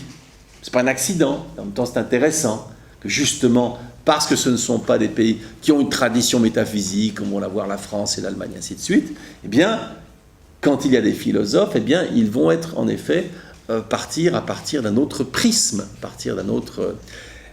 Et ça, on le voit dès le Moyen-Âge, d'ailleurs. Ce qui est intéressant, c'est que les philosophes des sciences avaient des gens comme Bacon, ça soit d'ailleurs Thomas Bacon, Roger Bacon, hein, qu'on va voir. Donc l'école d'Oxford va se distinguer, d'ailleurs, de l'école de Paris, hein, sur le plan des orientations. Alors qu'en France, on a une tradition beaucoup plus métaphysique. Et d'ailleurs, en sciences, pour prendre cet exemple du nombre, eh bien aujourd'hui, je ne sais pas si vous avez suivi, il y a quelques années, le fameux débat sur Pluton, si Pluton était une planète ou pas. Comment ça s'est décidé? Eh bien, ça s'est décidé par un vote. Il y a eu un grand débat chez les scientifiques, chez les personnes autorisées, et à la fin, il y a eu un vote, et ils ont décidé, hein, si Pluton, alors je ne sais pas si sur Pluton, si on les a prévenus sur Pluton, je ne sais pas s'ils étaient au courant, mais sur Terre, on a décidé par un vote, hein, que ce n'était plus, je pense que c'était plus, j'en plus dur, mais je pense que ce n'était plus une planète, voilà. Après, il faut peut-être envoyer quand même recommander quelque chose. Je ne sais pas si j'y en pensais, tiens. Je ne sais pas si on l'a fait. Mais bref, c'est un vote, voilà, qui a décidé. On n'a même pas demandé à Pluton ce qu'ils en pensaient. On a décidé pour Pluton, voilà. Alors, pourquoi pas? Ça a du sens en même temps. D'un coup, là, bon, j'essaie de montrer un peu le côté rigolo de l'affaire, comme ça. Un peu comme si, voilà, il y a un groupe de personnes qui vont décider à la majorité le statut d'un peu, voilà, un peu imaginé. On va décider si vous voyez, un groupe de scientifiques qui vont se réunir. Voilà, est-ce que Pierre est un être humain ou pas? Ils vont avoir un débat là-dessus, et après ils vont décider, et ils ne feront même pas savoir à Pierre, c'est pas leur souci si Pierre le sait ou pas, et encore moins s'il est d'accord ou pas, mais ils vont décider s'il a les caractéristiques d'un être humain ou si ce n'est pas un être humain. Voilà. Donc, Tout ça pour dire que c'est drôle ce que fait la pensée. Hein, c'est une espèce il y a un côté coup de force, finalement. Et comment on se justifie, comment on opère ce coup de force? Alors c'est soit par des espèces de fulgurances singulières que certains vont avoir, hein, que vous allez lire, voilà, qui ont des choses, voilà. Et puis, d'autres fois, alors je réfléchis, il y a tout un groupe qui se met en place, une commission d'enquête, et ils vont voter, voilà, hein, ils vont voter, voilà. Alors, tout ça pour dire, vous voyez, comment... Alors, cette idée, encore une fois, je reviens sur l'idée de théorie et de pratique, quelle a été un peu l'idée de la pratique philosophique, et en quoi ça fait un peu scandale dans le monde philosophique. D'ailleurs, quand on a commencé à utiliser ce concept de pratique philosophique, certains ont dit, mais c'est une contradiction de principe. Voilà, que c'était une contradiction de principe, hein, l'idée de pratique philosophique, que ça n'avait pas de sens. Parce que, alors il y avait les deux camps. Il y avait ceux qui disent, parce que de toute façon la philosophie est déjà une pratique, hein, puisque après tout on lit, on écrit, hein, on enseigne, c'est déjà une pratique. Et puis ceux pour dire, l'autre école dit, bien, de toute façon, ça n'a pas de sens parce que la philosophie, c'est théorique. Voilà. C'est-à-dire que vous avez, par exemple à l'école secondaire, vous avez en physique, vous allez faire de la physique ou de la chimie, vous aurez le cours théorique, et puis la pratique qui va se faire en laboratoire. Voilà, normal. Hein. En mathématiques, vous avez le moment où on va vous expliquer des théorèmes et autres, puis le moment où vous allez faire des exercices, voilà, mathématiques, hein, pour utiliser la chose. Alors, ceci dit, là aussi, pour l'anecdote, pour montrer comment fonctionne la pensée, ce qui est intéressant à voir, c'est comment ça fonctionne en mathématiques, ou en physique, parce que, personnellement, j'ai grandi en Amérique du Nord, et puis là-bas, qu'est-ce qu'on faisait? On vous donnait des exercices, et à partir de ces exercices, on vous dit, écoute, vous allez chercher dans les éléments théoriques, comment vous allez résoudre. Il fallait trouver la bonne formule. En gros, ça se tournait souvent autour de trouver la bonne formule, voilà. Mais alors, à un moment donné, je me rappelle, j'avais fait une demi-année, je ne l'avais pas fini dans le système français, j'étais à Montréal, et là, on apprenait, alors, je me rappelle, il fallait apprendre la définition du vecteur, c'était une définition d'une demi-page, voilà, il fallait apprendre la définition du vecteur, on passait des heures à rentrer dans des considérations théoriques. Bon, je me rappelle, venant du système américain, je n'ai pas tenu le coup, qu'à la fin de l'année, j'y arrivais plus. Donc, je suis retrouvé dans le système américain. Mais c'est deux visions totalement différentes. Hein. Une, on va faire primer justement la vision théorique, le schéma, et puis l'autre, on dit non, avant tout, ce qu'on veut, c'est résoudre un problème. Donc, dans cette idée de pratique philosophique, donc, il y a quelque chose qui pose problème, c'est comment... et là, je vais essayer de refaire un lien avec l'autre, pourquoi j'emploie ce concept d'autre. Alors, je vais faire un petit moment vous me direz c'est abstrait, c'est un chouïa métaphysique, mais vous me direz si vous suivez. Voilà, si vous ne suivez pas, plutôt, vous ne suivez pas de problème, vous m'interrompez, hein, voilà. Posez une question. Alors, à un moment donné, je me suis dit, bon, il faudrait, puisqu'en philosophie vous théorisez, bien, on va essayer de théoriser sur ce que c'est, qu'est-ce qui pourrait constituer une pratique philosophique. Qu'est-ce que c'est qui pourrait faire que, en philosophie, on peut parler d'une pratique en opposition à une théorie. Voilà, histoire de relever le défi, hein, parce que c'est une chose de rigoler des opposants, et c'est bon, j'aime bien, mais aussi parfois, il faut aussi relever le défi en disant, qu'est-ce qu'on va répondre? Prenons la chose à bras-le-corps, et qu'est-ce qu'on va répondre à ça? Alors, j'ai essayé de réfléchir un petit peu à comment ça s'articule justement pour la physique ou pour les mathématiques, et dire, ou pour les sciences, et comment ça pourrait s'articuler sur la philosophie, à travers l'idée qu'il y a une pratique qui se distinguerait de la théorie. Alors, la première chose qui frappe quand vous comprenez le physicien, donc entre le moment théorique et puis le moment de laboratoire, eh bien, c'est qu'au laboratoire, on va aller chercher de la matière. Voilà. On va prendre la matière, que ça soit de l'électricité, que ça soit des objets lourds, que ça soit différents types, différentes formes que peut avoir, ou des objets qui effectuent des forces, comme des ressorts, des balances, voilà. On va toujours aller chercher de la matière. C'est pareil en chimie, on va aller chercher des produits qui vont avoir un effet, voilà, de réduction, d'oxydation. On va chercher de la matière. Alors, je me suis demandé, dans la pratique philosophique, qu'est-ce que c'est que la matière? Elle est où cette matière? Voilà. Alors là, je ne vais pas vous vexer, Mais la matière, bah, c'est vous. Hein, on va aller chercher de l'autre. On va aller chercher, il va y avoir quelque chose, voilà, de l'ordre de la rencontre de l'autre. Alors je me dis maintenant, cet autre, et ce qui est intéressant, c'est que là, qu'est-ce qui constitue la matière? Eh bien, si on pense un instant, une manière de concevoir la matière, c'est que la matière, avant tout, elle est résistance. Voilà. Alors, il y a différentes manières de considérer la matière, mais la matière, elle résiste. Hein. Par exemple, quand mon regard se dirige tout droit, pourquoi je ne vois pas l'horizon? Bien parce qu'il y a un mur qui est là et qui bouche, qui empêche mon regard d'aller jusqu'au bout. Il va résister à tel point qu'il va m'empêcher complètement. Hein, de la même manière, si je veux aller quelque part, voilà, hein, je veux aller quelque part, il va y avoir des objets qui vont être dans le chemin, qui vont m'empêcher de passer. Voilà, hein. Donc comme ça, pour aller vite, c'est que la matière, elle a pour caractéristique de résister. Quelle que soit la manière dont vous le voyez, quand vous, par exemple, alors, on peut dire qu'elle a d'autres aspects, parce que j'ai donné l'exemple de l'eau. Quand on nage, de certaine manière, hein, l'eau, à la fois, elle résiste. Alors cette résistance, elle permet aussi de nager. S'il n'y avait pas de résistance, bizarrement, on n'avancerait pas. C'est rigolo. Mais bon, donc l'eau, elle est à la fois résistance, mais parce qu'elle résiste, c'est ce qui nous permet d'avancer. C'est le principe d'un avion. S'il n'y avait pas d'air, on pourrait dire, tiens, ce serait formidable s'il n'y avait pas d'air. Les avions iraient beaucoup plus vite. Eh bien oui, les avions, ils empêchent. L'air empêche les avions d'avancer. Eh oui, il y a de la friction, ça résiste. Mais bizarrement, en même temps, s'il n'y avait pas cet air, eh bien les avions, alors on dit qu'il y a des fusées, il y a d'autres manières, mais enfin, en restant sur les avions ne pourraient pas voler, puisqu'ils vont à la fois, comme dans la natation, oui, mais alors s'appuyer après, mais déjà ils vont se frotter, ils vont combattre finalement cette force opposée de l'air, mais en même temps ils vont s'appuyer, pour des raisons diverses, s'appuyer sur cette résistance. Voilà.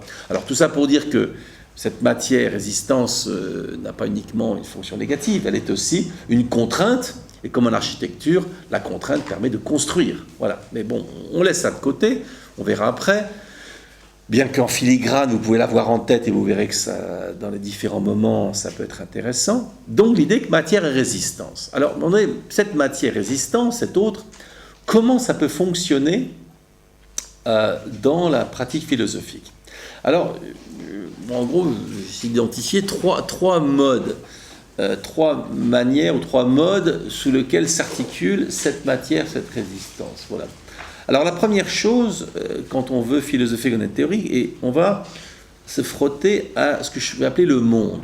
Le monde à travers la connaissance qu'on en a, bien sûr, parce que ce qu'on ignore, on ne va pas s'y frotter, puisque on pense, voilà. Alors le monde va s'articuler sous deux formes principales, soit sous la forme, alors je vais reprendre les termes grecs, mais je vais l'expliquer après, ce qu'on appelle de mythos ou de logos. Le mythos, c'est la narration. Voilà, hein. La narration, c'est « il s'est passé ceci, cela ». Voilà, c'est-à-dire que quand vous étudiez l'histoire, par exemple, vous étudiez des tas de narrations. Hein. En 1515, il s'est passé ceci, il s'est passé cela. Voilà. Hein. Ou bien les Chinois ont fait ceci après la guerre 45. On va vous apprendre ce qui s'est passé sous la forme de narration. Hein. Mais en même temps, la narration, évidemment, on la raconte aussi en physique, quand on vous dit par exemple qu'un objet est tombé sur la tête de Newton ou où vous voulez, hein, que la fusée a été propulsée, on va vous raconter quelque chose. C'est une narration.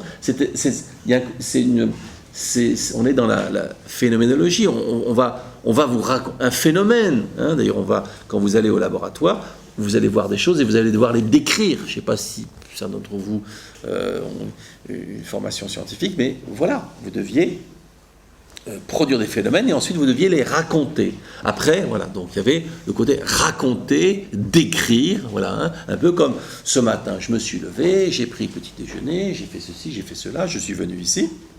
Voilà. Donc ça, c'est une des formes par lesquelles on connaît le monde, c'est la manière dont on va raconter. Alors, il y a ce que nous racontons nous, que nous avons vécu, mais il y a tout ce qu'on nous raconte. D'ailleurs, il y a beaucoup plus de ce qu'on nous raconte quand vous lisez le journal. Hein, on vous raconte des tas de choses, voilà, hein, et vous lisez ces choses, et vous avez, voilà, raconté.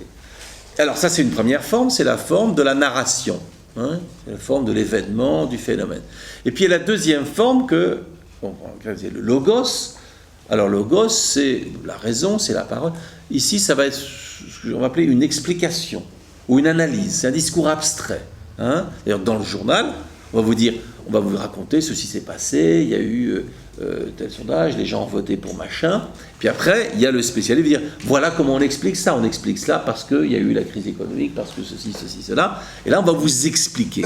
Donc, le monde, vous le connaissez de deux manières. Vous le connaissez sous la forme de narration, personnelle, donc directe ou bien indirecte, et vous le connaissez sous la forme d'explication, d'analyse, de théorie, de choses abstraites. Voilà. Et d'ailleurs, selon les cas, ça, chacun d'entre vous, vous verrez que vous êtes plus sensible ou plus attentif ou plus à l'aise plutôt sur la narration ou plutôt sur l'explication. Comme ça, c'est vraiment une sorte de polarité là de l'être humain. Alors évidemment, on fait tous des deux, mais je suis sûr que vous posez la question, vous verrez que vous êtes plus d'un côté ou plus de l'autre, et en général, ceux qui sont de l'autre côté tendent à vous agacer. À la fois vous attirer parce que tiens, ils sont bizarres, c'est pas mal, hein, et en même temps vous agacer. On les épouse en général ceux-là parce que justement, à la fois ils sont différents, jusqu'au jour où on se rend compte qu'ils sont tellement différents qu'ils nous fatiguent vraiment. Voilà, et là on divorce, mais bon, voilà. Voilà, bien. Mais en gros, hein, l'idée, c'est qu'on est, on est narratif ou on est explicatif. Il y a un peu comme ça les deux tendances chez l'être humain. Donc, quand on philosophe, on a théorie. Et qu'est-ce qui se passe? C'est qu'on va confronter notre vision du monde, hein, notre théorisation sur l'ordre des choses, et on va la confronter au monde sous forme d'explication ou sous forme de... Hein. Alors, c'est nous-mêmes, mais souvent ça va être l'autre qui va le faire. L'autre va vous dire « Ah ouais, tu dis ça, tu dis que l'homme est bon, mais enfin regarde ce qui s'est passé au Rwanda, regarde ce qui s'est passé au Libéria, tant l'homme est bon, t'es bien gentil, regarde ce que font, je sais pas quoi, avec la délocalisation des entreprises, où tu vois des hommes bons. » Vous voyez, on va raconter quelque chose, hein, ou bien on va opposer la thèse de machin. Écoute, machin, Hobbes te dit l'homme est un loup pour l'homme. Voilà, donc là c'est une narration, une explication. Voilà. Donc on va confronter, la première pratique, c'est qu'on a une certaine vision du monde, et quand il y a un débat, et puis on va la confronter au monde tel qu'on le connaît, tel qu'autrui le connaît, sous la forme de narration ou d'explication. Première forme d'opposition, c'est ça. C'est comment nos idées vont aller à l'encontre du monde. Voilà. Alors, je dis que ce n'est pas nécessairement l'autre, ça peut être soit quelque chose qui nous arrive, qu'on découvre par nous-mêmes, soit indirect. Deuxième forme que prend la matière, l'opposition, c'est l'autre. L'autre, là, en tant que sujet pensant, en tant que singularité. Je vais discuter avec quelqu'un d'autre. C'est la deuxième forme d'opposition. C'est ce qui fait que, bien souvent, il y ait des accords. Hein. Je dirais que si vous prenez la plupart des discussions, il y a plus de désaccords que d'accords. Pour une raison très simple. C'est que si nous étions tous d'accord, il n'y aurait plus de discussion. Et comme on aime bien parler, et c'est pas à Marseille qu'on me dira le contraire, j'imagine, hein, c'est un cliché, mais enfin bon, comme ça, je m'avance, et ben, comme on aime bien parler, et ben, il faut qu'on trouve un désaccord. Et même si on est d'accord, on va dire oui, mais, et on va trouver quelque chose qui fait qu'on n'est pas d'accord. C'est-à-dire qu'il faut créer de la résistance, au quitte d'ailleurs à s'énerver, à s'agacer, dire c'est pas possible de parler avec toi, hein, t'es toujours comme ça, t'es jamais d'accord, mais c'est pas grave, il faut qu'on crée de la résistance concrète, voilà. Et c'est d'ailleurs ce qui fait, c'est très dialectique, c'est merveilleux, c'est ce qui fait que justement la réflexion avance, parce que l'autre, hein, notre frère, notre semblable et donc notre ennemi, hein, va produire du désaccord. Donc c'est la deuxième forme que ça prend. Ce n'est plus à travers des informations sur l'ordre du monde, mais à travers une personne, hein, qui va, voilà. Hein. Et là, on fait écho bien entendu à ceux qui pensent au schéma socratique, hein, en permanence. Ce pauvre Socrate, on peut se demander, mais vraiment, qu'est-ce qu'il fait? Pourquoi, de manière aussi obsessionnelle, est-ce qu'il poursuit tout un chacun dans la ville d'Athènes, on comprend qu'il est trucidé parce que c'est un peu fatigant, à aller leur poser des questions, les embêter, les torturer, et ainsi de suite, pour toujours leur prouver qu'ils ne savent pas ce qu'ils disent. Voilà, c'est vrai que c'est un peu vicieux et pathologique. Voilà, bien. Mais c'est comme ça, voilà. Donc, il cherche de l'autre. Hein, voilà, il cherche de l'autre. Il cherche cette espèce de... Et il le dit même, il dit, on ne peut pas faire ça avec soi. Voilà. Hein. Et bizarrement, l'autre, à ce moment-là, devient la condition de la pensée. C'est-à-dire, je ne peux pas imaginer ce que l'autre va me sortir. Et on dit souvent ça. Vous ne savez pas ce qu'il m'a dit, l'autre, c'est incroyable. Voilà, hein. Mais c'est incroyable, nous en avons besoin. Nous avons besoin que l'autre nous sorte des trucs, ne serait-ce que pour bien montrer que nous, au moins, nous savons ce que nous disons. Déjà, c'est pas mal. Mais aussi, parfois, pour découvrir des idées qui sont un peu différentes. Donc l'autre, c'est cette matière, voilà. Donc dans la pratique philosophique, d'ailleurs, ça, je dirais, cet aspect-là est... le premier aspect déjà est visible, parce que bien souvent, le philosophe va se rester sur la philosophie. C'est les philosophes parlent aux philosophes de l'histoire de la philosophie, de choses comme ça. Donc déjà, s'intéresser à l'ordre du monde, c'est déjà, voilà, bien que depuis, je dirais quand même, quelques décennies, il y a une évolution en ce sens-là, hein, mais bon, c'est rencontrer de l'autre.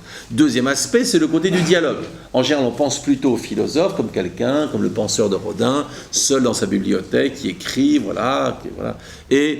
Mais l'idée de la pratique philosophique, eh bien, passe beaucoup, en effet, par le dialogue, à travers un groupe, à travers de personnes, voilà.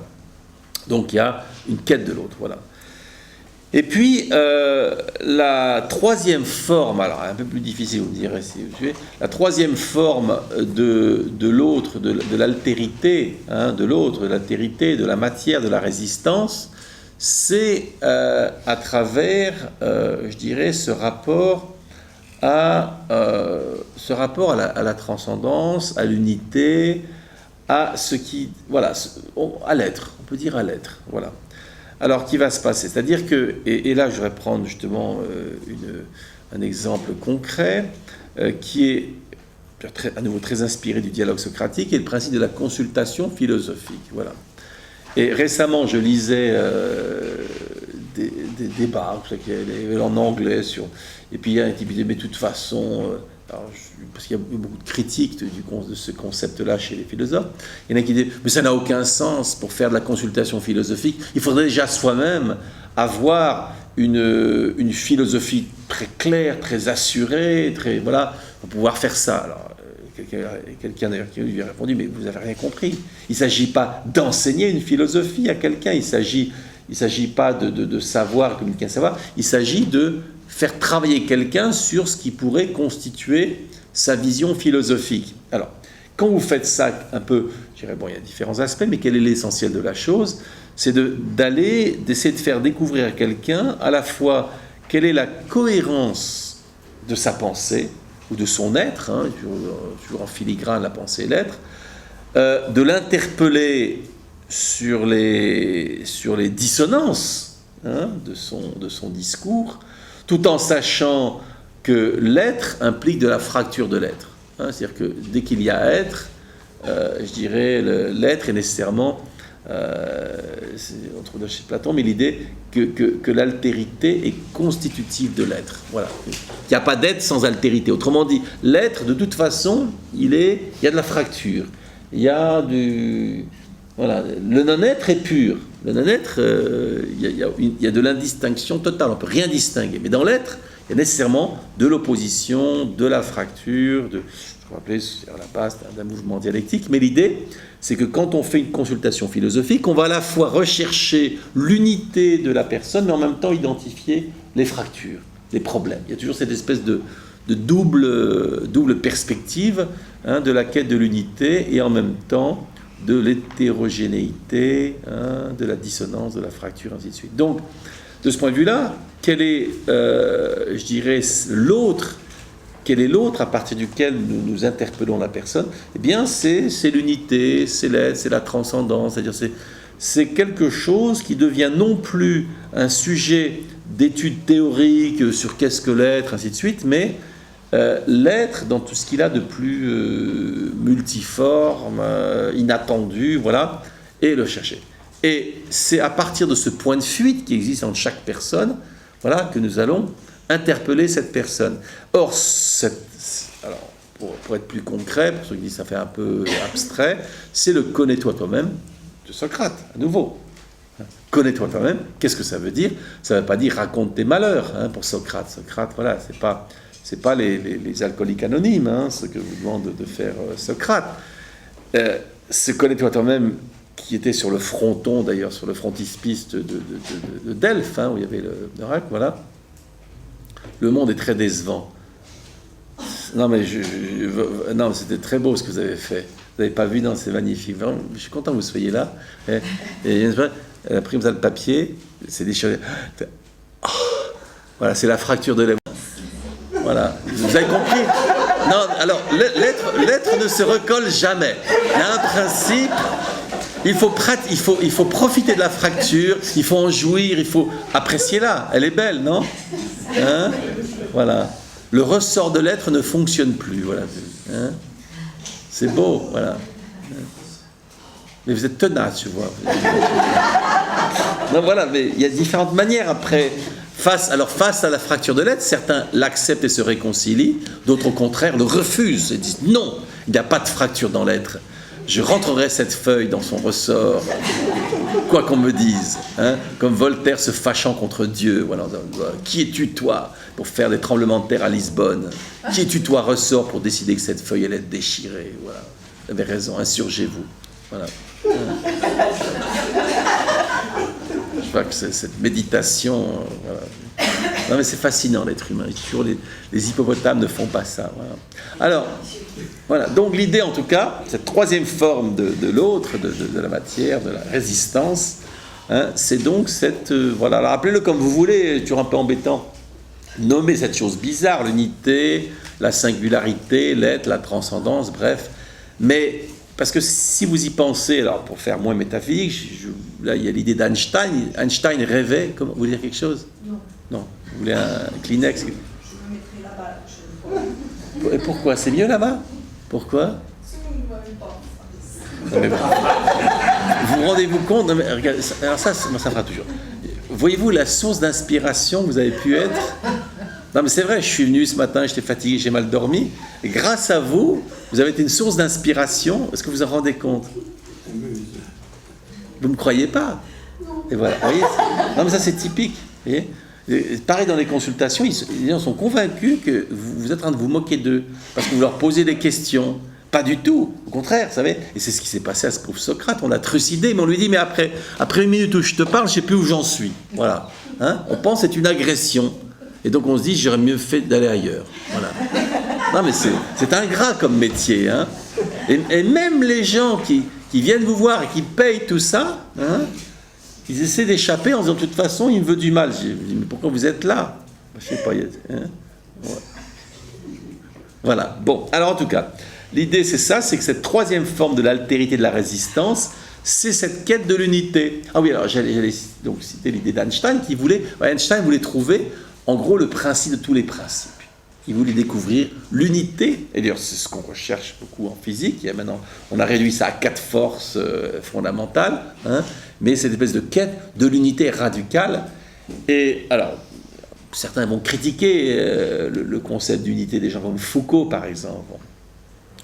Hein, dans sa microphysique, vont critiquer ça en disant justement qu'il y a un déterminisme, il y a une rigidité de la pensée qui est terrible dans l'unité, mais malgré tout, l'unité reste, hein, cette quête de l'unité reste une des caractéristiques, hein, de toute tentative de compréhension, d'agissement, de saisie du monde. Et c'est la troisième forme par laquelle justement on va le faire. Et c'est ce qui se passe quand on ne veut pas simplement déballer de la connaissance et autres, on va tenter de saisir cette unité. Donc voilà un peu comme ça 3 formes auxquelles j'ai pensé d'altérité, de matière de résistance face à la pratique philosophique, hein, c'est le rapport au monde, le rapport à un autre sujet singulier et le rapport à la transcendance. Voilà. Bon voilà, moi je commence à m'ennuyer, donc je vais arrêter. Hein. Voilà, alors je ne sais pas si vous avez des questions, des commentaires, des jolies démonstrations à faire pour notre ami. Voilà. Alors. J'ai une question. Le travail. Vous voulez l'appeler? Non, parce que peut-être... Pas précisément, vous avez commencé par ça et... Oui. Je suis pas bien sûr. Alors, eh bien, écoutez, oui, ils se marièrent, ils eurent beaucoup d'enfants et ils vécurent heureux très longtemps. Ça va? Et il a eu beaucoup d'enfants. Ça va? Je peux demander de plus. Non, parce que sinon, je ne sais pas quoi rajouter. Donc, comme dans les histoires, c'est comme ça qu'on rajoute. Voilà, ça va mieux déjà tout de suite. Ah oui. Non, parce que vous savez, c'est un des gros problèmes sur le plan philosophique, c'est que voilà, on veut présenter des problèmes. Et alors, il y a un truc bizarre, c'est quand vous présentez des problèmes aux gens, eh ben, ils ne sont pas contents. Alors, j'ai jamais compris pourquoi. Je pensais qu'un beau problème, vous voyez, c'est intéressant. Et là, je me dis, mais c'est tout. Alors, je dis, mais une fois qu'on vous a présenté un beau problème, qu'attendez-vous d'autre? C'était pas un beau problème? Et là, vous me regardez, j'étais un martien tout d'un coup. J'ai dit une bêtise peut-être. Non, est-ce que c'était un beau problème que je vous ai présenté ou non, il n'est pas beau? Non, j'ai compris, je vous en remercie, mais est-ce que vous avez trouvé que c'était un beau problème? Je l'ai pas vu comme un problème. Ah, d'accord, donc tout va bien. D'accord. Donc, mais savez-vous que pour lui, c'était un problème. Il n'a pas de boulot et il ne voit pas très bien l'intérêt de la philosophie à ce moment-là. Lui, il a l'air de penser que c'était un problème. Mais votre prénom, c'est comment? Pascal. Je dirais Pascal de Marseille, dit, il ne voit pas ton problème. Ça va? Je vois pas ce que vous dites. Pour lui, c'est un problème. Mais Ah, donc c'est un problème ou non? pour lui. Ah, mais pas pour vous. Sans doute. Enfin, c'est comme ça qu'il vous l'a. Non, mais vous le voyez comme un problème ou non? Mais moi, je suis venu vous écouter. Non, alors, je ne sais pas combien on vous a pris pour pouvoir venir ici. Et il y a peut-être plusieurs tarifs. Il y a ceux qui ont le droit de voir les problèmes et ceux qui ont uniquement le droit d'écouter. Moi, je ne rentre pas dans ces considérations-là. Puisque vous êtes là, peu importe le tarif que vous avez utilisé pour être présent, vous avez le droit à la fois d'écouter et de trouver que c'est un problème ou pas. Ça vous va? Mais là, en l'occurrence, j'ai pas de jugement. En voulez-vous un? Même pas. Ah, d'accord. Vous ne voulez pas juger. Il me semble pas. Ah oui, alors là, c'est moi qui ai un gros problème parce que figurez-vous que j'ai le malheur de penser que l'acte essentiel du philosopher, c'est le jugement. Donc si quelqu'un ne juge pas, ben moi je ne peux plus rien faire. Un peu comme quelqu'un qui est prof de natation et l'autre lui dit ah non, moi je ne me mouille pas. Il a un problème, le prof de natation, ou non?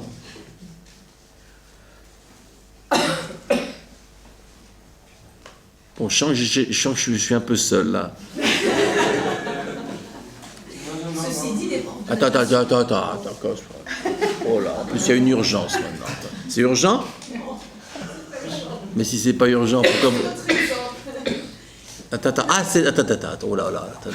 Donc, mon exemple, il a un problème. Oui, enfin, à mon avis. Écoutez. On peut respirer là. Oula, parce que là, mon exemple a-t-il un problème? Peut-être. Ah ben si c'est peut-être, vous allez réfléchir. Et s'il a un problème, là, vous nous le direz. Parce que peut-être, on ne sait pas quoi en faire. Donc, vous ne savez pas s'il a un problème ou pas. Je peux vous dire ce que je Non, pense, écoutez-moi. Je suis sûr que vous avez des tas de choses à dire. Mais aujourd'hui, c'est un peu différent. On veut penser. Donc, je vous demande de poser un jugement. Ou vous non plus, vous n'avez pas payé pour avoir le droit d'avoir des jugements. Ça vous va les jugements ou non?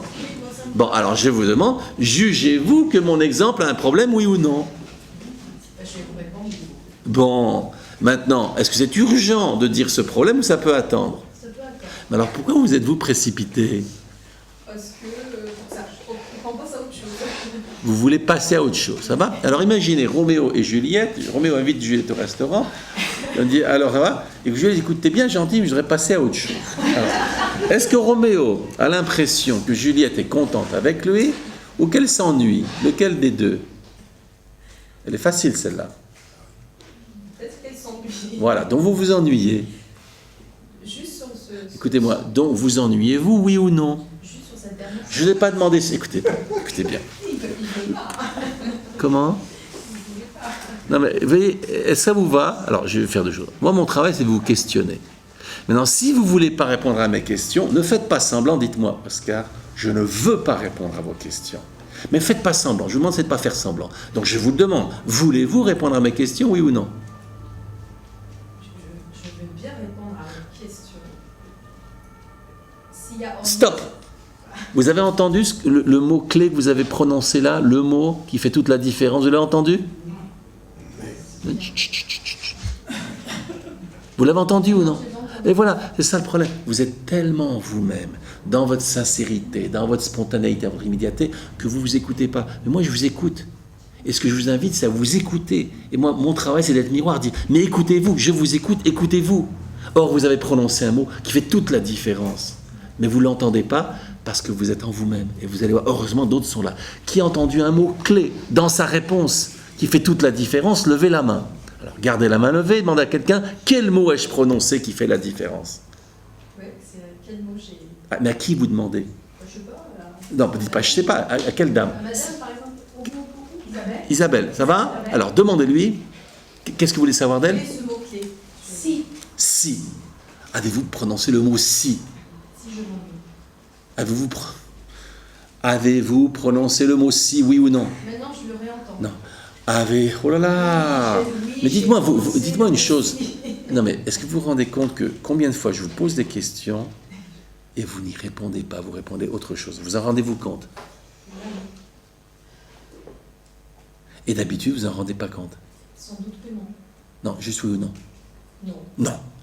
Voyez-vous, maintenant, voyez-vous l'intérêt, pour une fois, d'écouter ce que vous dites.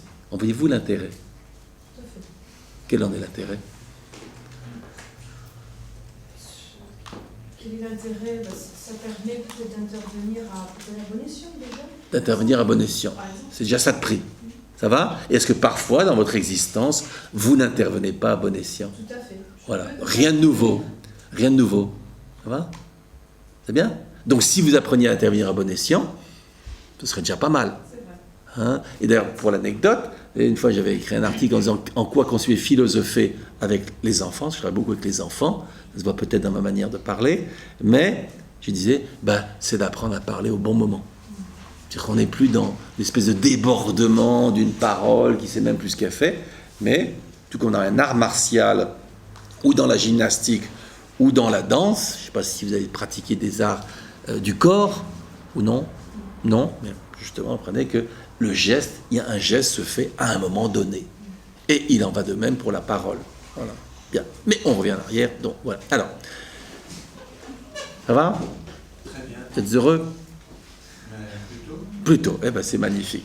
Alors, donc, est-ce que quelqu'un d'autre a une question, un commentaire ou autre chose?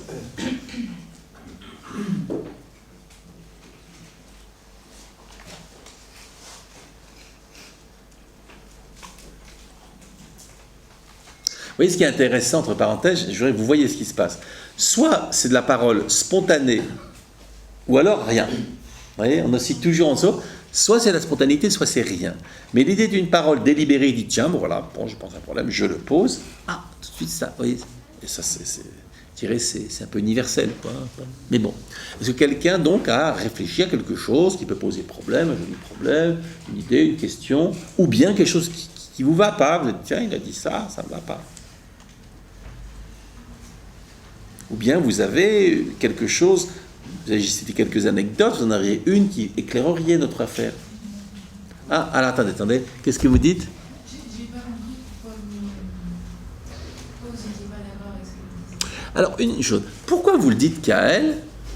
Et vous voyez ce pauvre Oscar qui désespérément essaie de trouver des interlocuteurs un peu comme Diogène avec sa lampe qui dit je cherche un homme, hein, voilà. Et vous, alors, de manière, c'est terrible, imaginez, non, votre prénom c'est comment votre prénom? Emmanuel, écoutez bien. À votre avis? Je vous ai pas trouvé juste dans votre manière de Bien. de vous dire. Mais dites-moi, si je suis injuste, quelle est la première personne qui devrait le savoir? Vous-même. Eh bien alors je vous repose ma question. Si je suis injuste... Non mais Emmanuel, si je suis injuste, et vous allez voir que vous n'avez jamais remarqué ça d'autres fois dans d'autres situations, où la personne la plus concernée par quelque chose n'est pas celle à laquelle on parle. Vous avez déjà remarqué ça? Jamais. Vous n'avez jamais remarqué ça. Mais je fais pas attention. Ben voilà. Donc peut-être... Parce que je trouve un peu injuste. On verra après. Le chef d'accusation, on verra après. Mais pour l'instant, juste. Déjà, on prend une chose à la fois. Mais après, vous pourrez énoncer l'acte d'accusation, il n'y a pas de problème. Hein. Mais déjà, avez-vous déjà remarqué, juste si vous l'avez remarqué ou non, dans cette situation, quelqu'un voit un problème avec quelqu'un d'autre, mais ce n'est pas cette personne qui en parle, mais il en parle aux autres. Vous n'avez jamais vu ça? Si. Voilà. C'est rare ou c'est plutôt courant? Non, c'est courant. Alors, et c'est là que je vous demande, profitons-en, puisque nous, aujourd'hui, nous voulons examiner ce qui se passe. Vous voyez, le phénomène, la narration, il y a un événement qui s'est passé, c'est l'occasion. Essayez de réfléchir. Pourquoi, si Oscar est injuste, pourquoi, votre prénom encore? Leïla. Pourquoi c'est à Leïla que vous le dites, et non pas à Oscar? Vous savez? Je n'ai pas compris votre question. Si Oscar est injuste envers Leïla, pourquoi le dites-vous à Leïla et non pas à Oscar? Savez-vous pourquoi ou vous ne savez pas? Oui, parce que je pense qu'elle a pas dû faire exprès de pas correspondre à ce que vous attendiez. D'accord. Donc comme elle ne l'a pas fait exprès, c'est à elle que vous le dites et pas à moi. Bah oui, Non, attendez. Ça a du sens, votre argument, ou non? Non, c'était... Non, juste oui ou non? C'est Juste, affectif. non, attendez. Est-ce que vous voulez répondre à mes questions ou non? Bah oui, c'est ce que je fais. Est-ce que je vous ai demandé si c'était affectif ou non? Non, je vous réponds, c'est pour ça. Alors là, j'ai vraiment du mal à suivre. Donc, attendez, répondre pour vous, c'est dire ce qu'on veut ou donner quelque chose qui, je dirais, qui satisfait un cahier des charges. Absolument pas. Non, non. Si on vous propose vanille ou chocolat, vous ne pouvez pas dire absolument pas. On dit vanille ou chocolat. Je n'en mange pas. Dites-moi, et vous êtes, est-ce que vous avez du mal parfois avec les discussions? Non, pas du tout. Je trouvais injuste. Non, est-ce que vous pensez que j'ai du mal à parler avec vous? Pas du tout. Non, vous pensez que j'en ai pas du tout? Non. Et alors, si je demande à ceux qui observent, si Oscar a du mal pour parler avec... votre prénom? Avec Emmanuel, ils vont dire que Oscar, il a du mal pour parler avec Emmanuel ou non, il a aucun mal? J'en sais rien. Ah, vous savez pas ce que les autres pensent? Non, ça m'intéresse pas plus que ça. Voilà. Alors, je vais vous dire, si ça vous intéresse pas ce que les autres pensent, eh bien, ça les intéresse pas ce que vous pensez. À partir de maintenant, vous ne dites plus rien. C'est donnant-donnant ici. D'accord, c'est pas... Non. Ah non, non. Tu viens de dire ça. Ah bah tiens, si quelqu'un n'est pas intéressé par les autres, c'est donnant-donnant, les autres ne sont pas intéressés. Qui a commencé? Moi, je suis pas gentil. Qui a commencé en disant « ça ne m'intéresse pas les autres, ce que les autres pensent » Qui l'a dit d'abord? Je sais pas, c'est la façon dont... Qui l'a dit en premier? Ça ne m'intéresse pas ce qu'il pense. Qui l'a dit? Vous voulez savoir qui l'a dit? Non. Ah, voilà. Ça, vous ne voulez pas le savoir. Donc, vous ne voulez pas savoir ce que je pense, vous ne voulez pas le savoir, donc je vous demande à ce moment-là, ne dites plus rien. Voilà, merci. Tiens, donc je pensais qu'il ne fallait pas dire merci, mais je vous laisse tranquille avec celle-là. Mais maintenant, essayez de réfléchir. Pour une fois, c'est plus la bouche qui prime, mais l'esprit, c'est de penser. Tenez, vous allez voir, elle est là. Avez-vous compris ce qui s'est passé avec votre voisine ou non? Juste oui ou non? Je pense que oui. Juste oui ou non? Oui. Est-ce que vous pourriez lui expliquer? Tout à l'heure, oui. Non, attendez. Regardez, elle est là. Je vais essayer de... Est-ce que je vous ai demandé quand? Je dis à quelle heure, à quelle date? Est-ce que j'ai demandé ça? Non. Mais vous me répondez tout à l'heure. Moi, je vous demande, pourriez-vous le faire? Et vous me répondez sur la période. Vous remarquez? Voilà. Et ça, toutes ces petites choses-là, c'est ça que je vous invite à voir. Pourquoi? Qu'est-ce qui pose problème dans réponse? Et pourquoi l'autre peut être un véritable défi si on s'attache à vraiment l'écouter? Mais évidemment, il faut s'intéresser à l'autre. Si on ne s'y intéresse pas, la question est réglée. Et essayer d'y répondre. Non pas en le voyant comme un ennemi, comme une menace, mais comme la possibilité, bizarrement, de se retrouver soi-même. Parce que si on écoute l'autre et on lui répond, eh bien on apprend à s'écouter soi-même et à se répondre à soi-même. C'est ce que Platon appelle l'art de la question et de la réponse. C'est essentiel. Parce que, dans l'absolu, on peut dire, comme dit le sophiste à Socrate, pourquoi je répondrai à ta question? Et en effet, pourquoi je répondrai à ta question? T'es la police, toi? Non. Bon, alors pourquoi je te répondrai? Parce qu'on travaille beaucoup en banlieue et on a le droit, il y a des petits clichés comme ça, on a le droit périodiquement. Voilà. On n'a pas à y répondre. Et d'ailleurs, ce que dit Socrate au sophiste, il dit, écoute, si tu ne veux pas répondre à ma question, moi je veux bien répondre aux tiennes, il lui dit. Mais le sophiste, il n'a pas de question pour Socrate. Et pourquoi il n'en a pas? Comme vous le dites, ça ne m'intéresse pas ce que tu penses. La condition pour questionner quelqu'un, ça peut paraître bizarre, mais c'est vouloir savoir ce qu'il pense. Il faut que ça vous intéresse. Ça ne vous intéresse pas, vous ne le questionnez pas. Et nous, on le voit quand on fait l'entraînement à la pratique philosophique, on le voit, c'est la première chose. C'est la première contexte. Pour ça, je demande à quelqu'un, vous voulez savoir, vous ne voulez pas savoir, à faire régler. Mais, bizarrement. Et pourquoi s'intéresser à l'autre? Non pas parce qu'on est Mère Teresa et qu'on veut le sauver, c'est un autre travail. Mais s'intéresser à l'autre parce qu'il est la condition, en tant que résistance et altérité, de construire votre propre pensée. C'est ça qui fascine. Socrate est convaincu qu'à travers l'autre, il a accès à la vérité. Il a besoin de l'autre. C'est totalement utilitariste. Il ne veut pas faire le bien de l'autre. Ça peut paraître bizarre. Il dit, oui, je veux bien. Il n'est pas là pour l'aider. C'est pas un travailleur social. Il n'est pas. Non. Il n'est même pas professeur. Il n'est pas professeur. Non. C'est très égoïste. Il veut connaître la vérité à travers l'autre, grâce à l'autre et malgré l'autre. Tout ça à la fois. Bon, bien. Alors, autre question, commentaire. Oui. Moi j'ai une question, vous dites l'acte essentiel de la philo, c'est le juger. Moi je pensais que dans le rapport à l'autre, ce qui était bien, c'était de ne pas le juger.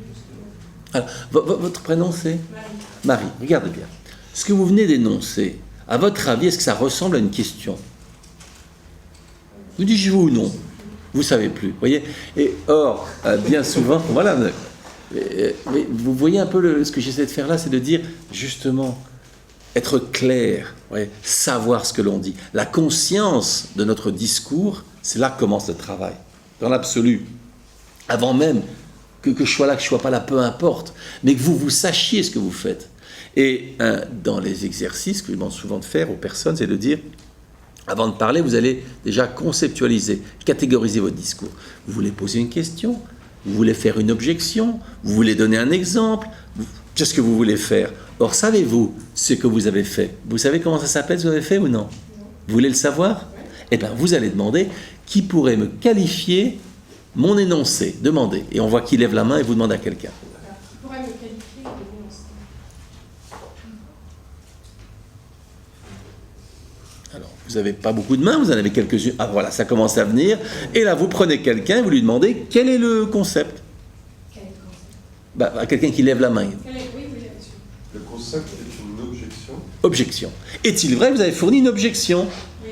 Ah, donc ce n'était pas une question. Hein? Mais ça, je vous embête, mais vous le verrez tout le temps, ça. Les gens vous disent, j'ai une question, vous écoutez. Mais ça n'a rien à voir avec une question. C'est une objection, c'est raconter sa vie, c'est toutes sortes de choses, sauf une question.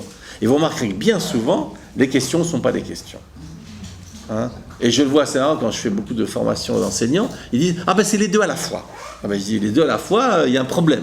Parce qu'une question, elle veut savoir, elle demande, elle ne prétend pas savoir. Une objection, elle dit, attends, moi je sais, il y a un problème. Alors, c'est pas interdit, c'est pas un péché, c'est pas un crime, c'est pas une maladie, mais il faut savoir ce que c'est. Donc vous auriez une objection. On est d'accord? Oui. Ouais, quelque chose qui vous pose problème, vous dites, Oscar, t'es bien gentil, mais là, ça ne me va pas. On est d'accord?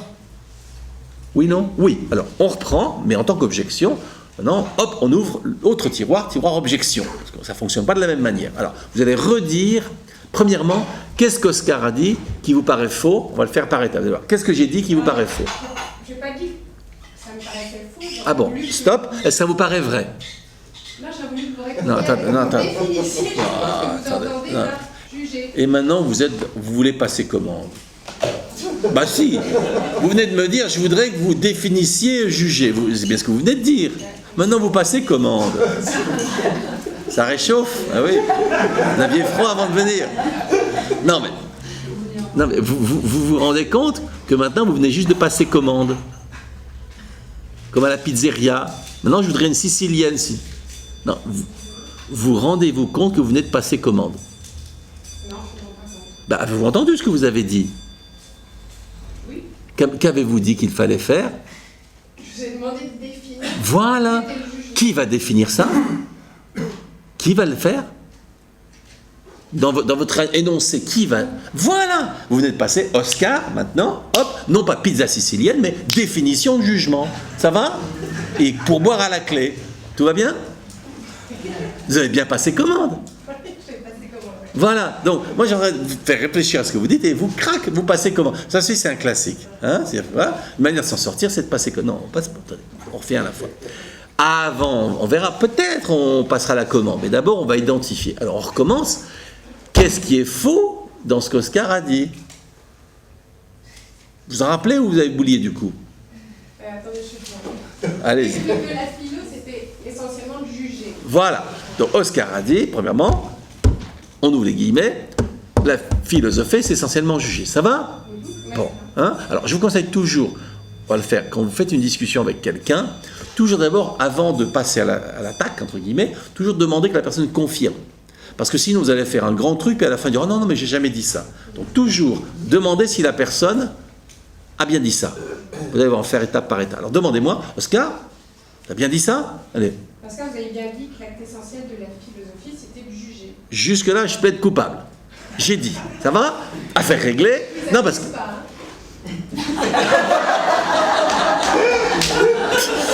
Non, attendez. Est-ce que vous êtes quelqu'un de gentil? Vous pourriez arrêter un peu? Non, parce que vous savez le problème des gens gentils, ils ne pensent qu'à une seule chose, ils veulent être aimés. Et alors, vous ne pouvez plus discuter avec eux, parce qu'à tout instant, ils ont peur d'une chose, c'est que vous vous fâchez contre eux, c'est que vous les agacez, c'est qu'ils vous agacent, c'est qu'ils ne soient pas aimés. Et donc, on peut plus rien dire. Parce qu'ils ont que ça en tête, je veux être aimé. Bah, pourquoi on est gentil tout le temps, sinon, à votre avis? Moi, je pense pas que ce soit que pour être aimé. Non, c'est pour quelle autre raison, à votre avis? Les rapports sont plus agréables. Oui, ah, bah, pour qui? Pour qui? Pour l'autre, cette gentil. Et dites-moi, vous m'avez demandé, moi, si je trouvais ça plus agréable, si je préférais la gentillesse ou la vérité. Vous m'avez demandé ce que je préférais? Non. Donc, c'est totalement, en plus, c'est pire que je pensais, votre affaire. C'est totalement égocentrique. Vous voulez m'imposer votre concept d'agréable? Ah bah, dites-moi. Ah bah, vous voyez que c'est pas si gentil que ça, votre système. Vous voyez les gens gentils, qu'est-ce qu'ils veulent? C'est rigolo, non? Bon, ça vous va qu'on opte pour la vérité plutôt que pour la gentillesse? C'est vrai que ça veut dire non. Roméo demande à Juliette, veux-tu m'épouser? Bah, ça veut dire non. Ça vous va que ça veut dire non? Oui. Oui. Donc ça vous va pas mon idée de remplacer la gentillesse par la vérité? Ça vous va pas? Oui, si, ça me va. Ça vous plaît? C'est nouveau, hein? Oui, alors on va essayer. Bien, on recommence. Donc, vous m'avez accusé de dire que philosopher, c'est avant tout juger. Ça va? Honnêtement, non, parce que... Non, alors, attends. Alors maintenant, attendez, parce que maintenant vous êtes honnête. Ça veut dire qu'avant, vous admettez que vous ne l'étiez pas. Vous vouliez juste être gentil. Il est intéressant votre honnêtement. Je rentre dans votre système de pensée. Alors, écoutez, on va faire de deux choses. Soit je vous questionne, vous me répondez, soit vous me questionnez et à ce moment-là, je répondrai. Attention, vous soyez des questions. Parce que là, moi, vous voyez, si vous ne voulez pas me répondre, je ne vais pas vous forcer. Vous choisissez quoi? Je questionne, vous répondez, vous questionnez, je réponds. Ben, alors, on recommence. M'avez-vous accusé, oui ou non, d'avoir dit philosopher, c'est avant tout juger? Oui. Bon, vous voyez, c'est pas compliqué. Maintenant, on peut continuer. Alors, bien. Donc, je plaide coupable, j'ai bien dit ça, donc je plaide coupable à l'accusation. Deuxième étape. Est-ce que cet énoncé vous convient, oui ou non? Est-ce vrai d'après vous? Oui ou non?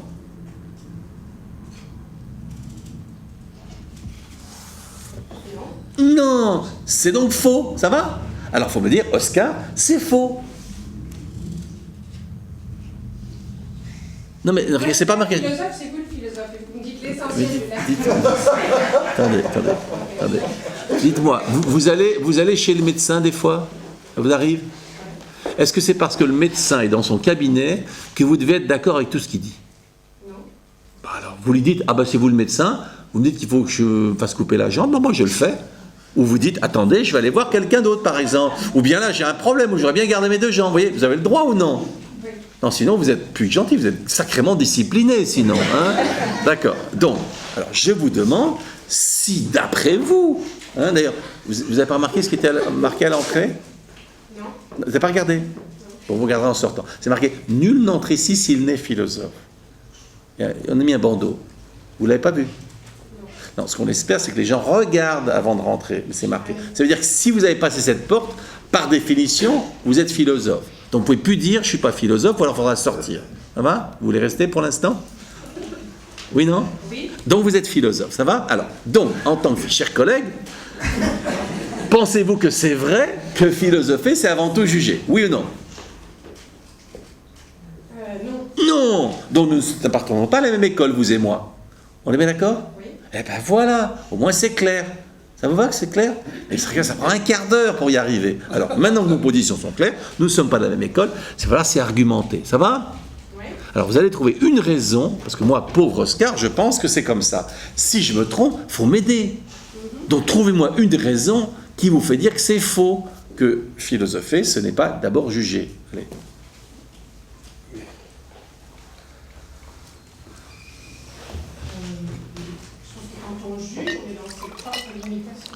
Quand on juge, on est dans ses propres limitations. Ça va? Et ça va pas. Pourquoi? Ah non,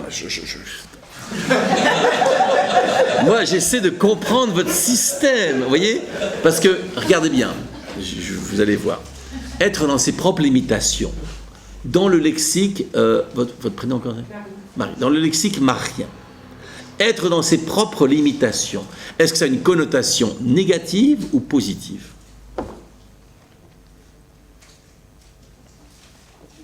Pour accepter l'autre. Non, attends, on fait pas. Là, j'ai besoin d'une réponse, pas un discours. Dans votre lexique, être dans ses propres limitations, parce que vous avez dit que si on juge, on est dans ses propres limitations, rappelez-vous? Moi, ce que j'ai besoin de savoir, c'est pour comprendre votre système, si ça c'est bien ou c'est pas bien. Parce que si c'est bien, je dis, bah alors c'est formidable de juger. Si c'est pas bien, eh ben il y a un problème, et ça je l'aurais compris. Donc dans votre schéma. Comment? Ça n'est pas bien. C'est pas bien, d'accord, ça va? Donc, juger, ça va pas, parce qu'on reste dans ses propres limitations et c'est pas bien.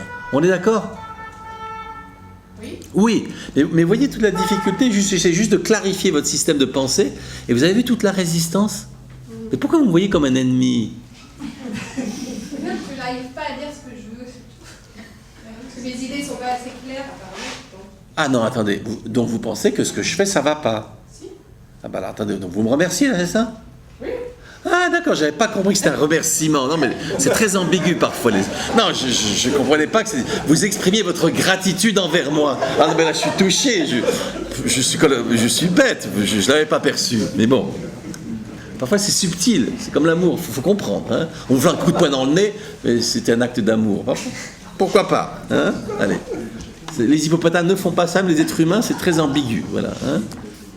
J'ai expliqué à mon fils, tu vois, que aller taper sur une fille, c'est pas la meilleure manière de lui montrer qu'on la trouve jolie. Voilà, mais bon, il a du mal à comprendre, voilà. Les filles, vice versa. Ben, bien, alors, donc, on revient en arrière. Alors, donc, ce n'est pas bien d'être dans ses propres limitations. Ça va? Oui. Maintenant, savez-vous qu'il y a des gens, alors c'est inouï, mais vous me direz ce que vous en pensez, il y a des gens qui pensent que justement, être dans ses propres limitations, c'est faire acte de sagesse et ne pas déborder. Vous comprenez l'idée? Ils sont bizarres, ces gens-là. Ou non? Non, ils sont bizarres. Eux pensent, contrairement à vous, que être dans ses propres limitations, c'est justement faire acte de sagesse. Et que de tenter d'en sortir, c'est faire acte de démesure. Comme Icare. Vous savez Icare? Il a voulu sortir de ses limites, Icare, ou accepter ses limites? Sortir. Et c'est bien Icare ou c'est pas bien? Heureuse? Voyons-nous un joli problème tout d'un coup. Oui, parce que vous me demandez de répondre par oui ou par non. Et vous voulez répondre par quoi, vous? Par oui, mais... Voilà. Et vous savez ce que ça veut dire, ce oui mais?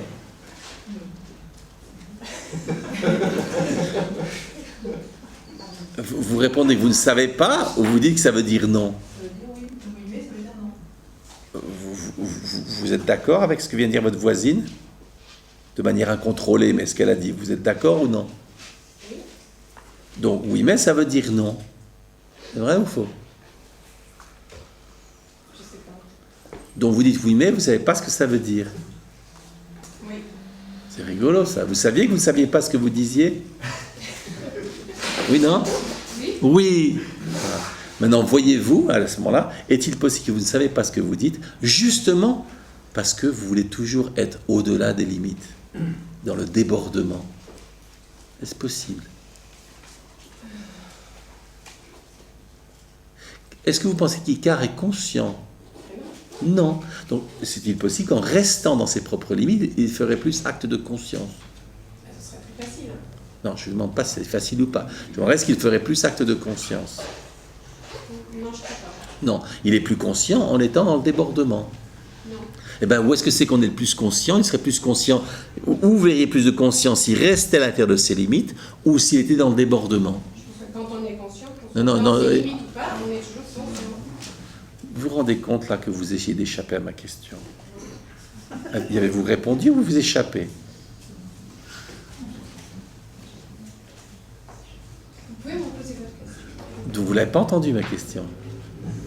Mais voyez là, voyez comment le débordement opère? Vous voyez que vous voulez toujours aller au-delà, plus loin, en dehors, vous le voyez? Et ça, dans votre existence, vous l'avez rencontré ce problème-là? Oui. Hein? Maintenant, pensez-vous que ça peut être intéressant d'apprendre à être conscient des limites et à les accepter? Oui, non? Oui, je dis oui. Hein. Est-ce que c'est facile ou difficile? C'est difficile. Hein. Et pourquoi est-ce difficile à votre avis?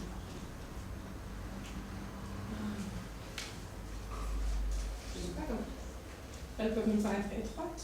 Elles peuvent être étroites. Et donc, celui à qui ça paraît étroit, que veut-il? Sortir. Il veut sortir.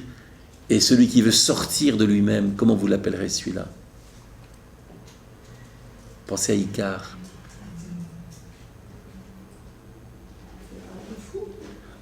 Peut-être, en effet, une forme de folie. D'ailleurs, ne voyez-vous pas cette folie de ceux qui n'acceptent pas qui ils sont, qui veulent toujours aller au-delà et en dehors? Est-ce que c'est folie de ne pas accepter les limites, par exemple? Oui. Mais votre oui, vous savez comment il sonne? Il sonne comme non. Voilà. Hein? Donc là, il y a un vrai problème marien avec le concept de limite. Et c'est pour ça que le jugement vous pose problème, parce qu'il implique un concept de limite, et que les limites vous posent problème. Ça va? Ça vous plaît? Oui. Heureuse? Ouais. Hein? Bien? Oui, oui. Autre chose? Non? Ça va? Ceci dit, vous avez vous-même, ici, donné une sorte de définition au jugement. Vous l'avez entendu? En vous questionnant comme ça, on voit quel est pour vous le concept de jugement ici. Qu'est-ce qui, pour vous, définit un jugement, d'après ce qu'on vient de voir? Poser des limites. Poser des limites. Or, en effet, comment? Vous voulez dire quelque chose? Comment? J'ai pas compris. Non, mais c'est intéressant sur la notion. Alors, attendez, est-ce que c'est urgent? Non, parce que je suis jaloux d'elle, je me demande qu'est-ce qu'elle a que je n'ai pas. Vous voyez, alors, attendez, on va écouter ce que vous dites, mais juste on termine là. Voilà, donc ça vous va? Que c'est peut-être pas la définition attendue du jugement, mais en effet quelque chose qui a du sens. Que juger, c'est justement poser des limites. Voilà.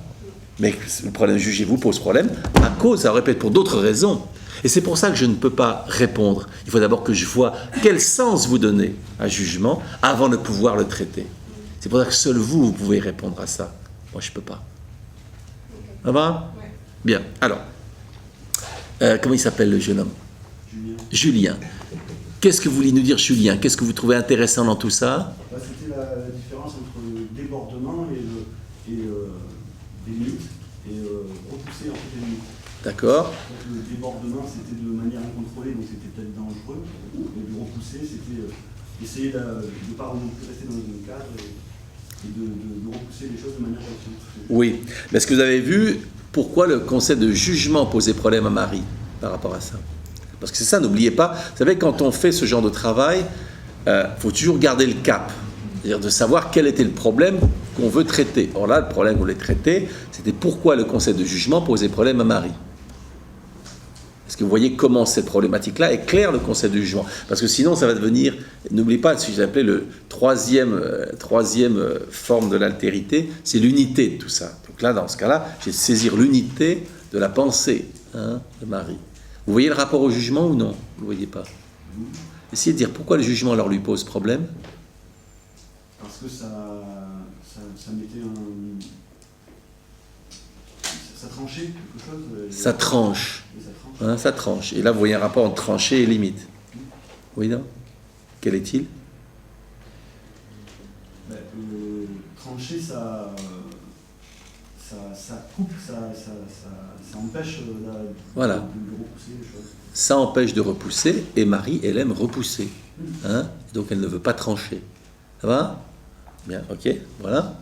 Alors, vous voyez, ça demande à faire un petit travail conceptuel, de faire des liens conceptuels. Voilà.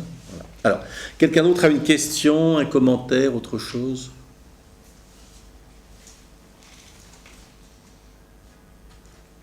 Et Pierre, allez-y. Voici, les grands timides, ils font tout ça, ils se grattent le cou parce qu'ils n'osent pas aller jusqu'au bout. Allez. Qu'est-ce que vous pensez de tout ça? Une remarque. Voilà, donc j'avais bien raison de faire confiance au grattage de cou. Quelle est cette remarque? Allez-y.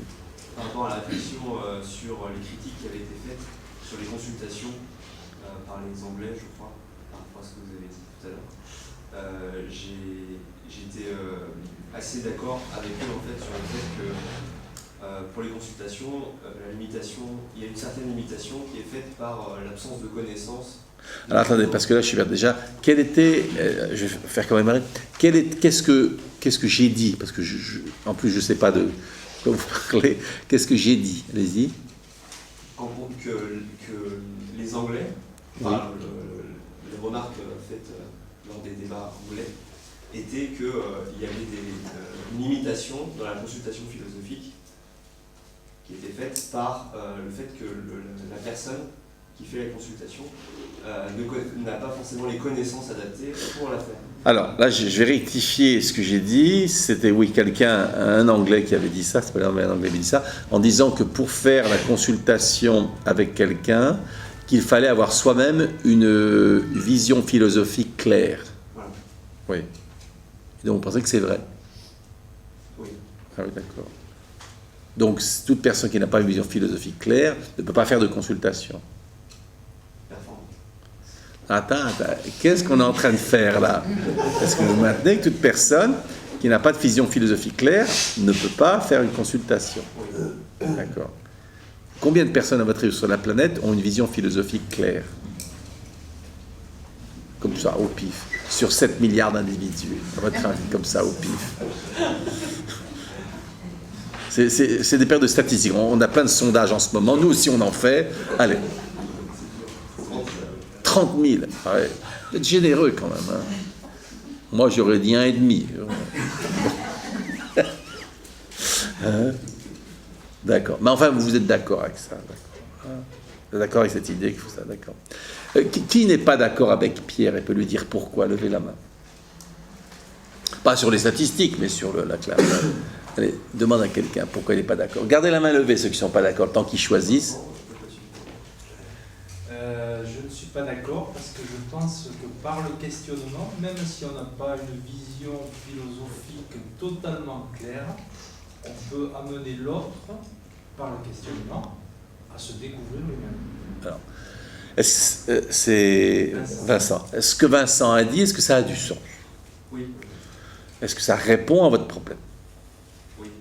Donc même quelqu'un, vous voyez, hein, et d'ailleurs entre parenthèses, juste pour l'anecdote, quelle est la suspicion derrière votre question? Qu'est-ce qu'on pourrait suspecter derrière votre problème?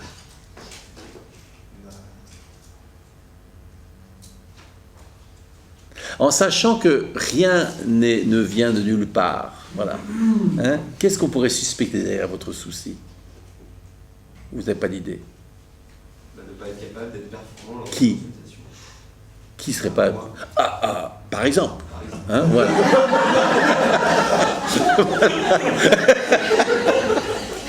Donc, de ce point de vue-là, est-ce que la remarque qui vient d'être faite peut en effet vous remonter le moral? Oui. Voilà, ça valait la peine de venir pour aujourd'hui.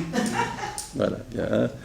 Mais ceci dit, c'est à travers ce côté anecdotique de l'affaire, c'est vrai que c'est un côté extrêmement important. Pourquoi? Parce que, en gros, vous avez sans doute été un peu trop longtemps à l'école. Hein, on a appris qu'il y a ceux qui savent pas. Voilà. Et ceux qui savent, ils ont le droit, ceux qui ne savent pas, ils n'ont pas le droit. Voilà. Une espèce de hiérarchie. Et malheureusement, ceux qui savent, avec l'espèce de système hiérarchique de couronnement et autres qu'on se fait, hein, c'est presque personne, quoi. Voilà. Et en général, soi-même, hein, on a une suspicion d'incompétence. Et pour l'exemple, par exemple, je travaille avec quelqu'un qui a été, qui a fait Polytechnique et je ne sais quelle autre grande école. Et ça paraît bizarre, mais cette personne-là a tellement bien assimilé tout ça, pourtant en passant tous les examens qu'il fallait passer pour être dans l'île, qu'il y a exactement le même schéma. Et pire encore. Et bizarrement, plus les gens ont subi ce genre de choses, y compris quand ils ont réussi, plus ils sont convaincus de quelque chose, une sorte de suspicion vis-à-vis eux-mêmes. En conclusion, moins on va à l'école, mieux on est. Ça va?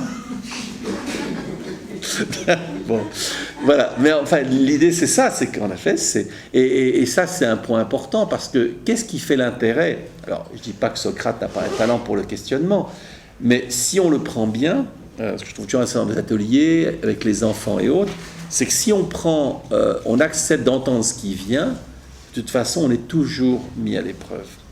C'est un peu ce qu'il vient de dire. Voilà.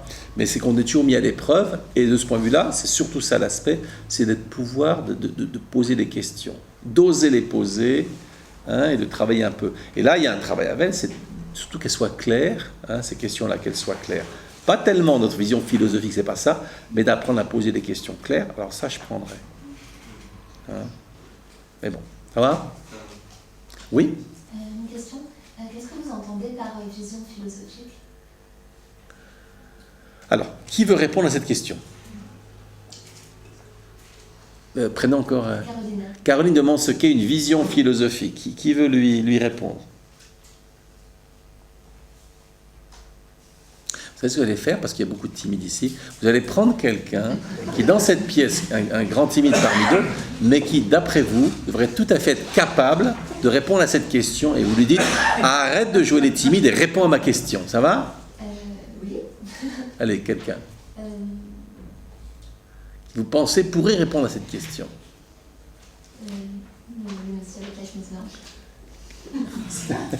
Il y en a plusieurs, hein, c'est le problème. Il faut dire le plus beau, par là, il va se reconnaître. Vous dites, voilà, le beau monsieur avec la chemise blanche. Alors, reposez-lui votre question, des fois. Il a été troublé par le compliment. Oui. Mais c'était pas tout à fait la même. Non, non. Qu'est-ce que vous voulez savoir? Bon, qu'est-ce qu'une vision philosophique? Eh bien, demandez-lui, on va voir. Vincent, qu'est-ce qu'une vision philosophique?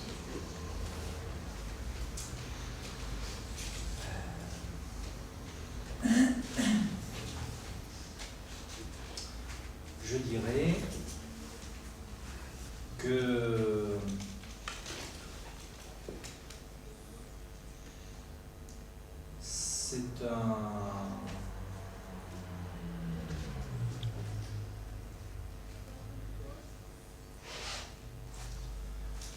c'est une vision qui amène une certaine cohérence par rapport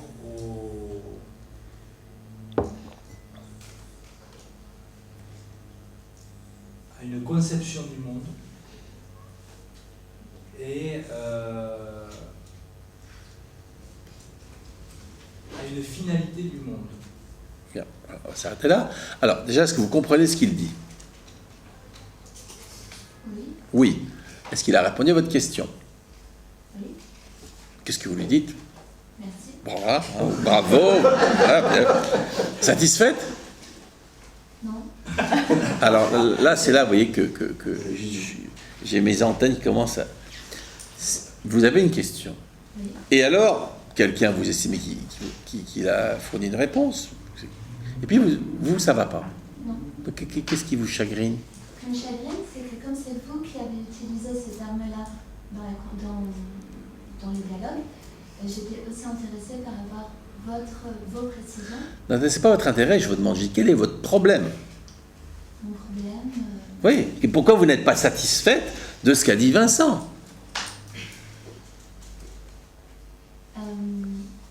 Ou c'est uniquement sinon je peux vous répéter, si vous voulez que ce soit ma voix qui le dise, moi je veux bien vous répéter tout ce qu'il a dit, si c'est ma voix qui vous plaît et pas la sienne. Si vous préférez mon accent au sien, moi pas de problème, je vous le fais. C'est ça que vous voulez? Si c'est ce que vous pensez, oui. Non, c'est ce que je... Non, attendez. Moi je suis là pour satisfaire le client, comme l'a très bien compris Marie quand elle a passé commande. Est-ce que c'est ça que vous voulez? C'est entendre ces mots avec, si c'est moi qui les dis, ça vous ira. C'est ça l'idée? Autrement dit, est-ce que c'est uniquement un problème de qui l'a dit? Parce que souvent c'est ça le problème, c'est qui l'a dit. Je le vois moi parfois, quand je suis dans un truc, puis je parle, bon, bien coup, par hasard, les gens disent « Ah, il est philosophe ». Ah ouais, alors là, tout d'un coup, c'est comme si ma parole n'était plus la même. Donc je vous demande, est-ce que c'est qui l'a dit le problème ou c'est le contenu?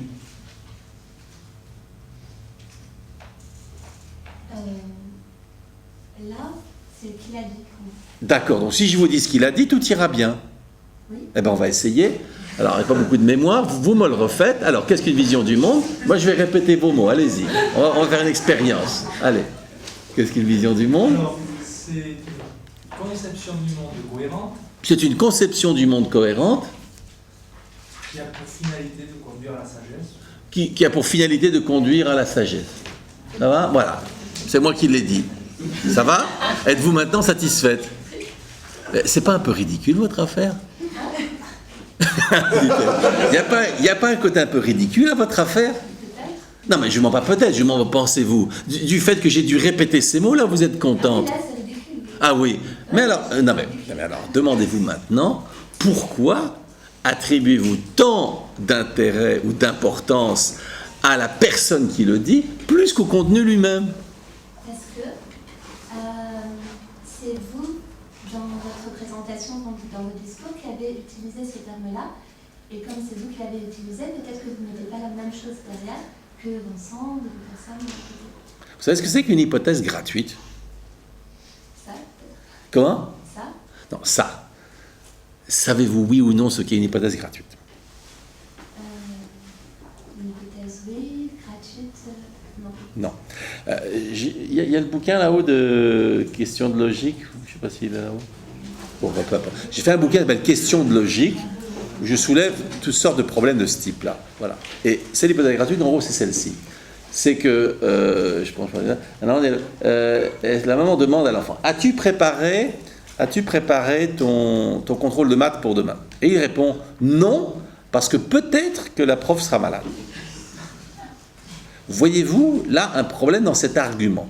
Oui. Quel est-il? C'est très aléatoire. Extrêmement aléatoire.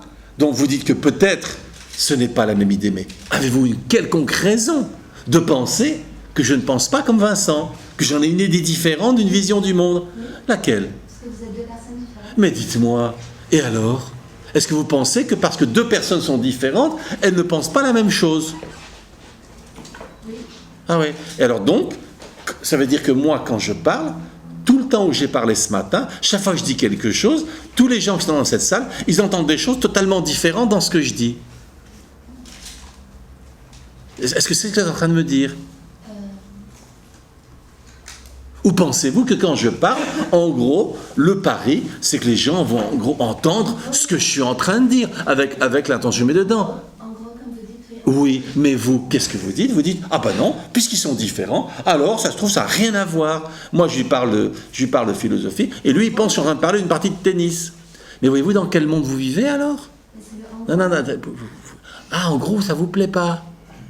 D'accord. Ah ben ça c'est joli. Qu'est-ce que vous avez contre les gros? Allez. Non. Qu'est-ce qui va pas dans le en gros? Qu'est-ce qui vous déplaît? Et là, on est sur la piste, vous allez voir, elle est très intéressante. Là, elle est, c'est l'autoroute. Allez-y. Qu'est-ce qui vous va pas dans en gros? Ce qui ne va pas dans en gros, oui. c'est que Ralentissez. Mais articulez fort. Qu'est-ce qui va pas dans en gros? Que c'est pas oui ou non. En gros, c'est pas oui ou non. Tiens, demandez-moi si, en gros, j'aime la ville de Marseille. Et vous, en gros, la ville de Marseille? Non. J'ai répondu oui ou non ou non. Voilà, donc en gros, n'empêche pas oui ou non. Au contraire, ça le facilite. Demandez-moi si à 100% j'aime la ville de Marseille. Qui peut vous répondre ça? À moins d'être un Marseillais, je dirais, intégriste. Hein? Sinon, il va bien, tiens, on va l'emmener dans la rue là-bas, il va avoir les détritus dans la rue. J'imagine que, aussi intégriste soit-il, il va dire, ah ouais, mais il y a un petit truc à Marseille quand même, c'est les poubelles là. Ah, ça va? Hein? Voilà. Donc en gros, ça empêche ou ça facilite le oui et non? Mais vous, si vous n'aimez pas le en gros, que voudriez-vous? C'est facile, c'est là à quoi se pose le en gros. Vous voyez pas venir? Oh, il est gros comme une maison. Allez, qui saurait dire à notre ami, si on ne veut pas du en gros, que veut-on? Qui saurait lui dire, levez la main et demander à quelqu'un, que veux-je? La difficulté. Veut la difficulté. Vous voulez la difficulté? Pourquoi dites-vous ça d'ailleurs, qu'elle veut de la difficulté? Tout à l'heure, on a dit qu'en gros, ça facilite les choses. Oui, d'accord. Alors, aimez-vous la difficulté? Oui. Et pourquoi vous aimez tant la difficulté? Parce que c'est résistant. Et vous voulez résister? D'accord. Donc, vous, votre truc, c'est résister. Ça va? Oui. Oui. Et c'est pour ça que quand je vous propose autre chose que ce que vous voulez, vous n'êtes pas contente. Oui, je suis d'accord. Ah, d'accord. Eh ben, comment ça s'appelle ce genre de gens? Allez, je vais vous aider. Ce sont des insatisfaits chroniques. Ça va? Quoi qu'on leur donne, ils ne sont jamais contents. Vrai ou faux? Oui.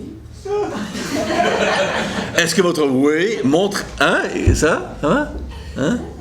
Allez. Mais qui a vu autre chose et ceci dit, je la vois tellement souvent celle-là, où justement je pratique ce qui s'appelle le constructivisme. Hein, alors, je ne sais pas pour ceux qui ne connaissent pas. Par exemple, je vais en classe, et puis même avec des enfants petits, même en maternelle, et puis il y a des questions, et je vais faire que les enfants se répondent entre eux.